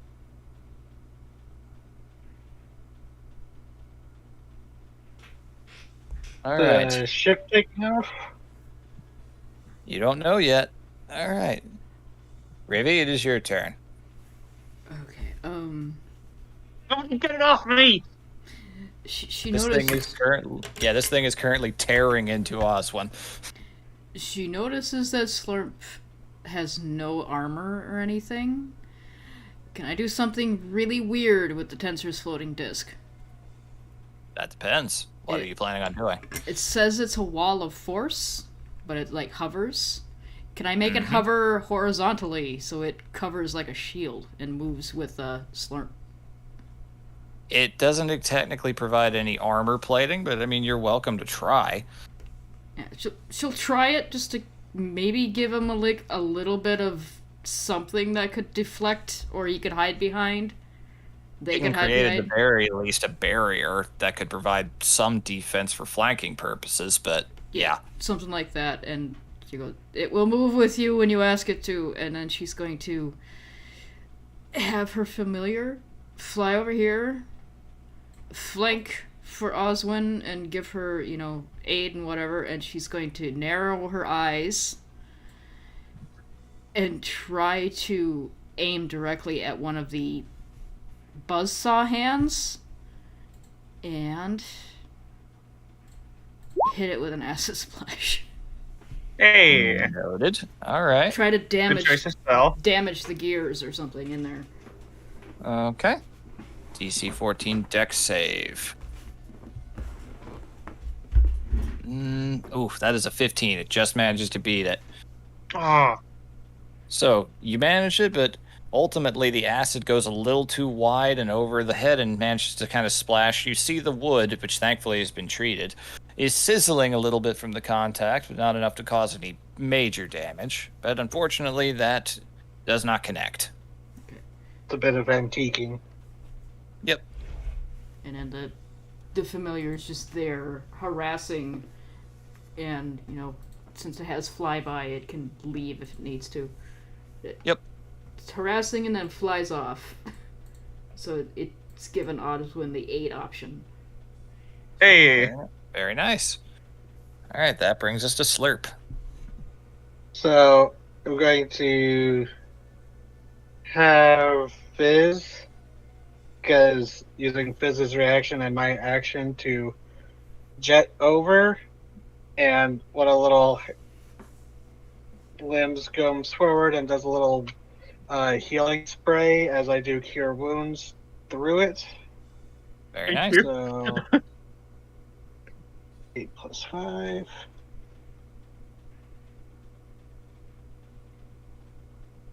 Nice. 8 points of damage back.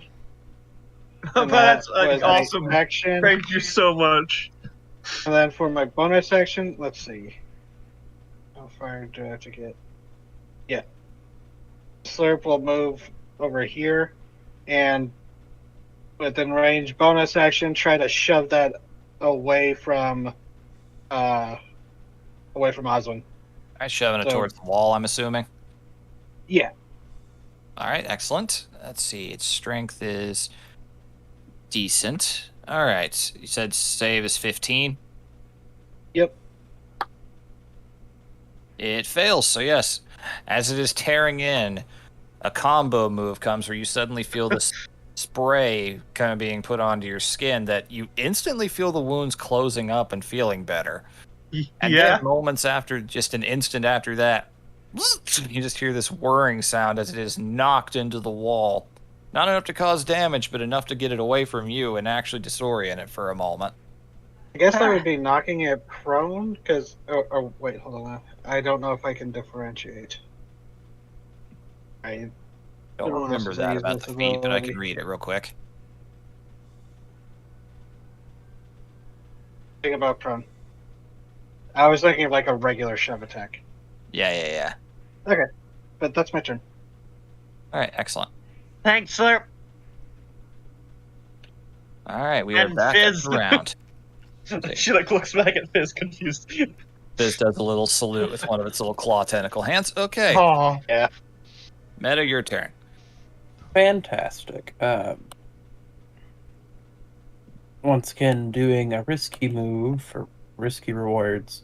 Gonna line myself up with the tank and eyeball this. I'm gonna go with something a little less likely to put a hole in the ship. I can prestidigitation away some things, but I can't fix a hole. I'm gonna Eldritch Blast this boy. Go for it. I mean, Slurp's got carpenter tools. I need to get that move implemented in later. Nice. Oof. Does not hit, unfortunately. Once Jesus again, Christ. taking aim at it, it's a smaller target. It seems to register the bright lights of your attacks as they're coming and manages to get out of the way once again. It's And she's going to pull out her staff, and she's like, all right, next, in a little bit, I'm going to try and hit it. This is a dumb decision, but I'm going to go hit it. dumb decisions are what some of the greatest things are made of. All right, so getting a little frustrated at the lack of contact. Clax, it is now your turn. You are, as far as I can tell, it does not seem to be aware of your presence. It's kind of got other things occupying its attention. Yeah, in that case, I'm gonna try and sneak up behind it and attack. All right, with advantage, since you are stealthed.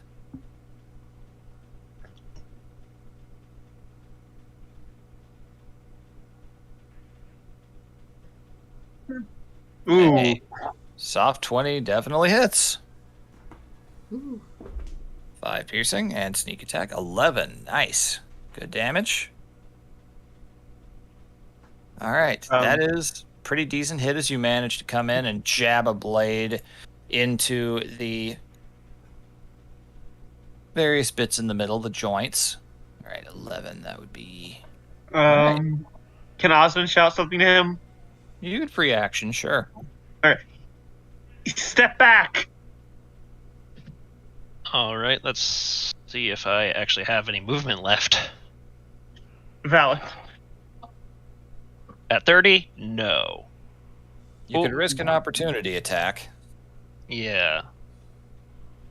You would wait, have 5 feet as- before you As started. a rogue, I have bonus action dash. Yep. But I don't think I can do that after I have used my movement. Oh, you can. Dash is literally just you get to use your movement speed all over again. All right. But do you want to? If you want I'll to risk an opportunity attack. And it will definitely take that. You just stabbed it. It hurt. All right. Yeah, so I will attempt to move here. Reaches out with the saw blades, and that is a 9. Not going to hit you. Nope. All right. Made up its reaction. Noted. Okay.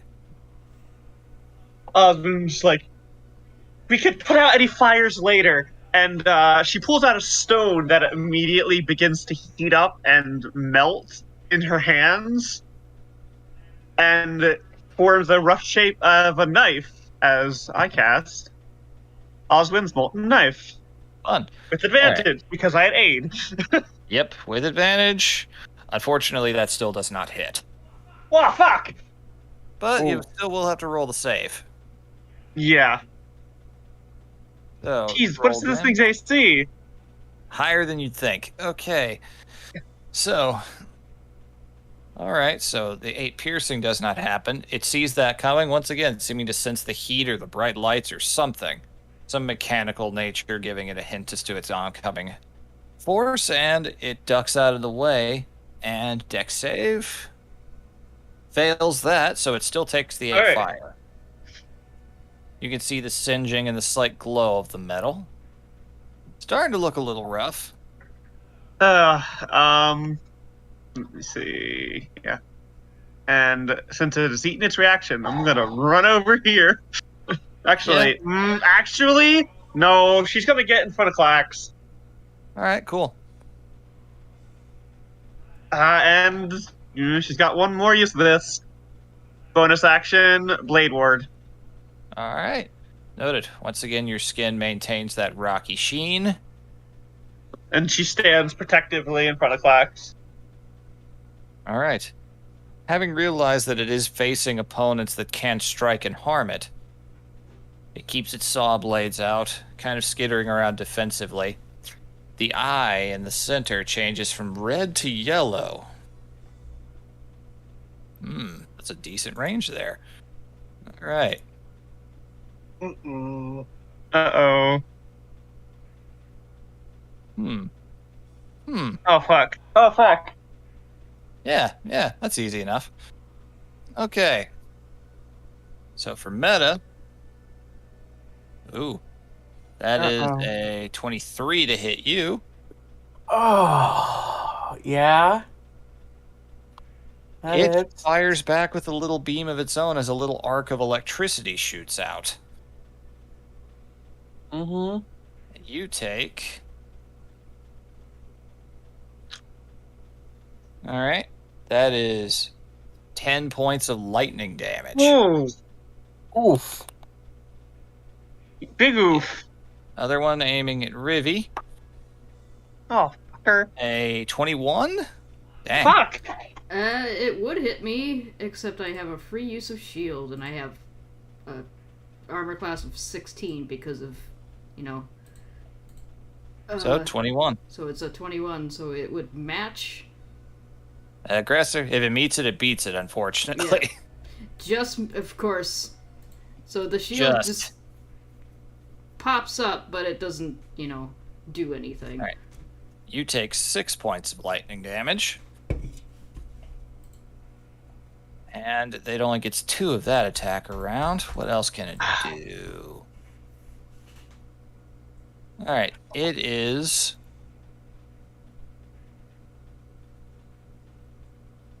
going to move and... appears to be turning its attention to the doorway, which is closed by its own action. Might be considering its options here. Well, either way, it is now Rivy's turn. This thing just zapped you. You son of a bitch. So, again, it's gonna be harassed by my familiar flying in and flying away. Yep. Yeah, let's see here. What can I do? Can't it use an action to give something disadvantage? What do you mean? I don't believe that's something that that stat block can do. It's more just giving an ally advantage. Yeah, Okay. Or any spells of the touch range. let's see here. Yeah, she doesn't... She used those spell slots, actually, in the illusion, so she doesn't have any more left. Well, you got Oh, the you said illusion spell slots back. Oh, Yeah. Then she has 2, then. Hmm.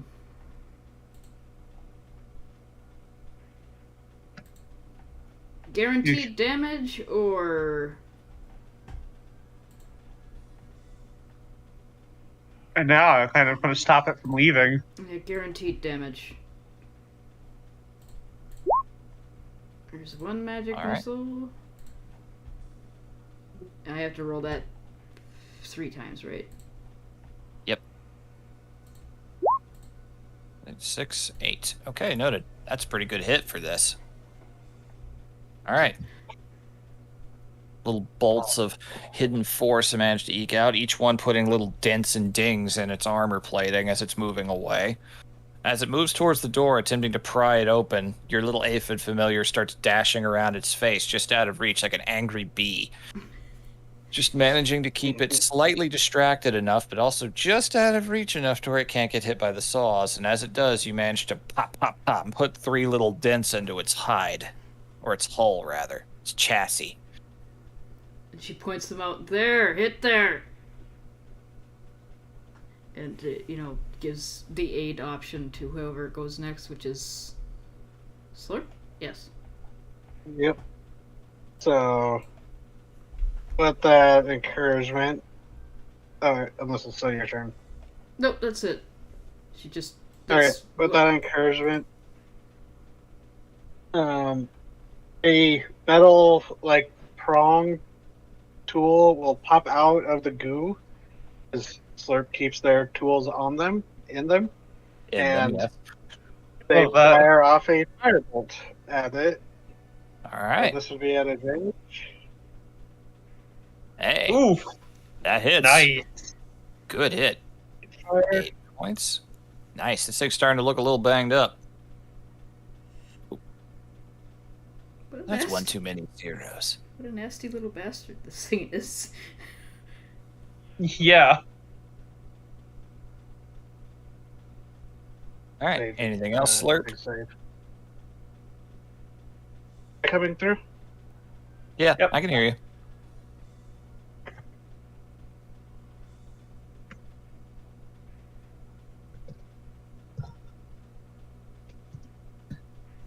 Hello?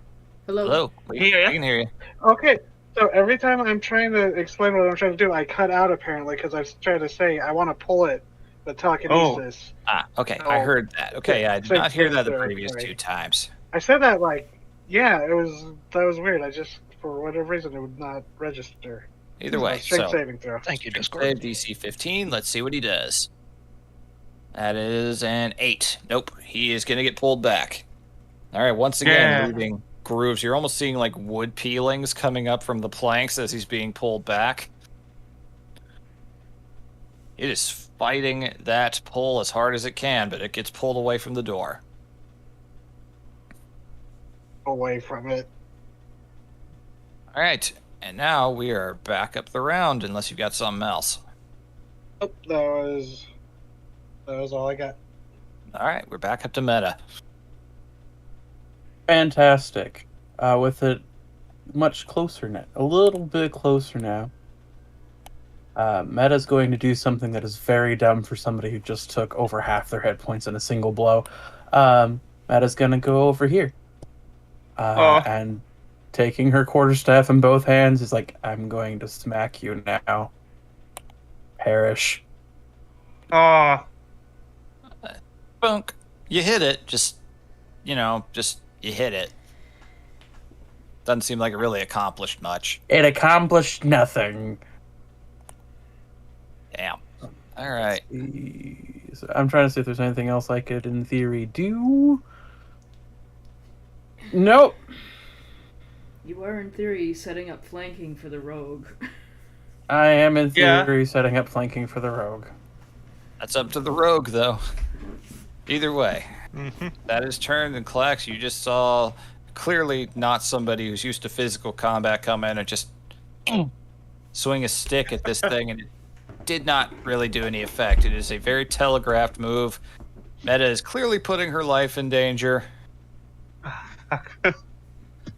Madden, what are you doing? It's fine. Right, what do you do, Klax? He's going to reinforce.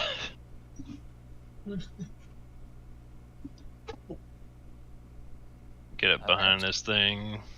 Flanking with advantage. 17. Unfortunately, 17 just misses. Oh my god. Holy fucking shit. All right. Bastard. You come in and swing once again, trying to aim for the same spot. The saw blade meets your blade and deflects it away. Ah, this thing's AC is like 18 or 19. Oof. It's looking Yeah, pretty the bad. music There's is- sparks coming out of the joints, but it's still very clearly projecting anger. Robot anger.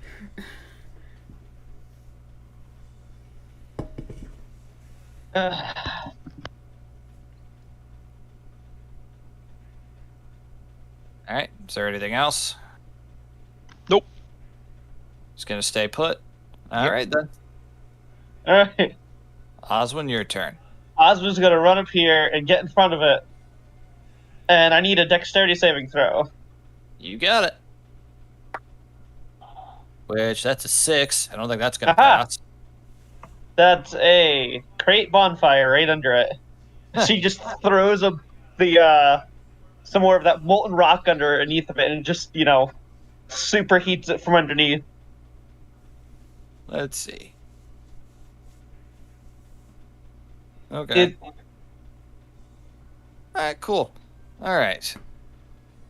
and I'm Check not to see if it concentrating on it. Huh?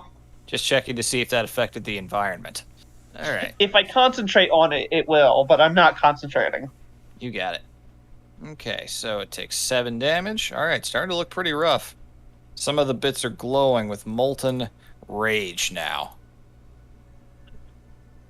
Osmond's trying to block the door so it can't escape. All right, it's spoiled for choice a little bit here. Is that all you're doing? Yeah, I don't have any more of my blade ward. At his turn. All right.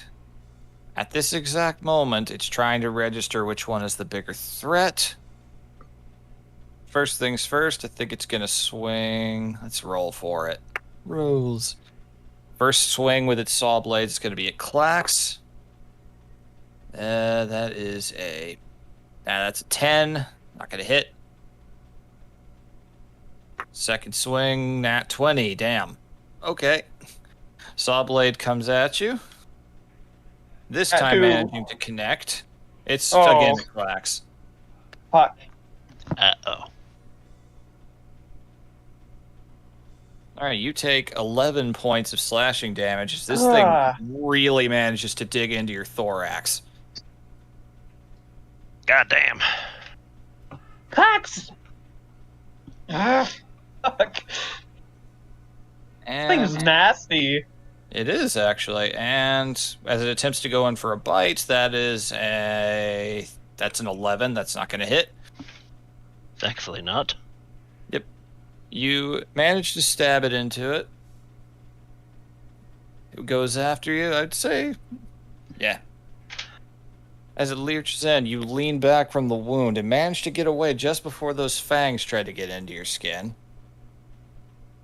This thing is pissed, but it is not looking good. You can see it's starting to stutter a bit with its movements. Some of it is not quite as clean as before. You can see a few bits of exposed wiring and the like, too. Is it staying there? Is it gonna try and get away? It's going to stay put. Okay. Your turn now, Rivy. Alright. Again, just in case, the familiar is gonna annoy it and then fly off. Yep. Okay, I love it. I got one more spell slot. Magic missile time. 1, 2, 3. 7. All right. Still standing. Son of a bitch! Oh my god. This thing! It's looking real bad, but it's still standing, more dense. You knock off one of its legs pretty cleanly. All right. It's looking real bad, but it has still got some fight in it. Alright, slurp, slurp, get So- it! And this would be advantage again. Yep. You'd have advantage. That hits. Fuck. So fire off another bolt. Yeah, 4 damage. How you want to do this? Fucking Yes! I want to see where that light was, where the lightning came from, where it seems to be like an eye, and I Yep. just want to shoot this little condensed pellet of thermal energy right into it and like fry it. All right, you literally fry its circuits. Yeah, I want to leave the mechanism intact. Yep. I want to study this. I bet you do. All right, so you swivel around as it's moving jerkily, trying to get at you, stabbing Klax, having hurt Oswin, having hurt pretty much everybody here except you, actually. It Mhm. swivels around. You manage to catch a flash of the eye. Waiting for that exact moment, you launch out this little pellet of heat, entering right into the middle of the chassis, and you just see this cloud of steam and smoke emerge out from the joints. It stutters a little bit, the saw blade slowly jerking and coming to a stop. It stutters, skitters back and forth, and it collapses down to the ground, thoroughly What it decommissioned. and Slurp goes. I call dibs. Osmond, you Clax, are you alright? Oh, that stung. Here, I coming. have. hold I on. have one spell slot left for a cure wound. Whoever's the most hurt. I don't trust that door to not have other things. Hold on, I have a thing. Osmond's like about to press on the door when you say that and stops. And I am going to use an ability that comes from being an Asmar. Hey! Your Azamar healing dice. Very nice. Yeah. So you have 3 of these dice to use, 3d6s. I'm going to use 2 on him. Patch him up. Get him up and Oh. running. All right. It's not much, but it's like, here you go, bud. It takes some of the edge off, yes. Osmond, like, puts her hands against the door and, like, tries to feel any, vibrations. The whole ship is vibrating a little bit, very Yeah, faintly now compared to that initial launch. Yeah. Yes, Can we say Slurp left their armor on the deck? yes, I can say that. I will allow that. Oh, thank you. Because I have a bad feeling. Osmond Alright. pushes open the doors. It opens with no resistance. The ship is deserted and dimly lit. I have dark vision. Yep. You can see fine in the grayscale of it. The lighting from the little crystal candelabras is there. Osmond's running down the hallway. All I'm right. casting the light cantrip for our non-dark vision friends. Just has light. All right. You make your way back up to the top deck, and you immediately realize you are in the upper atmosphere. Oh. Field, so like defensive field surrounding it, another one of those things. Commanding and Hijack. around, you see all the other ships are like this as well. That were What the being fuck? used- Bird whip thing pulled out of the chair? It is surrounded by a protective field, but you could try. I'm gonna try. Ha! You managed to Um, strike out at it, not even register your presence, that is just deflected away by a barrier of force.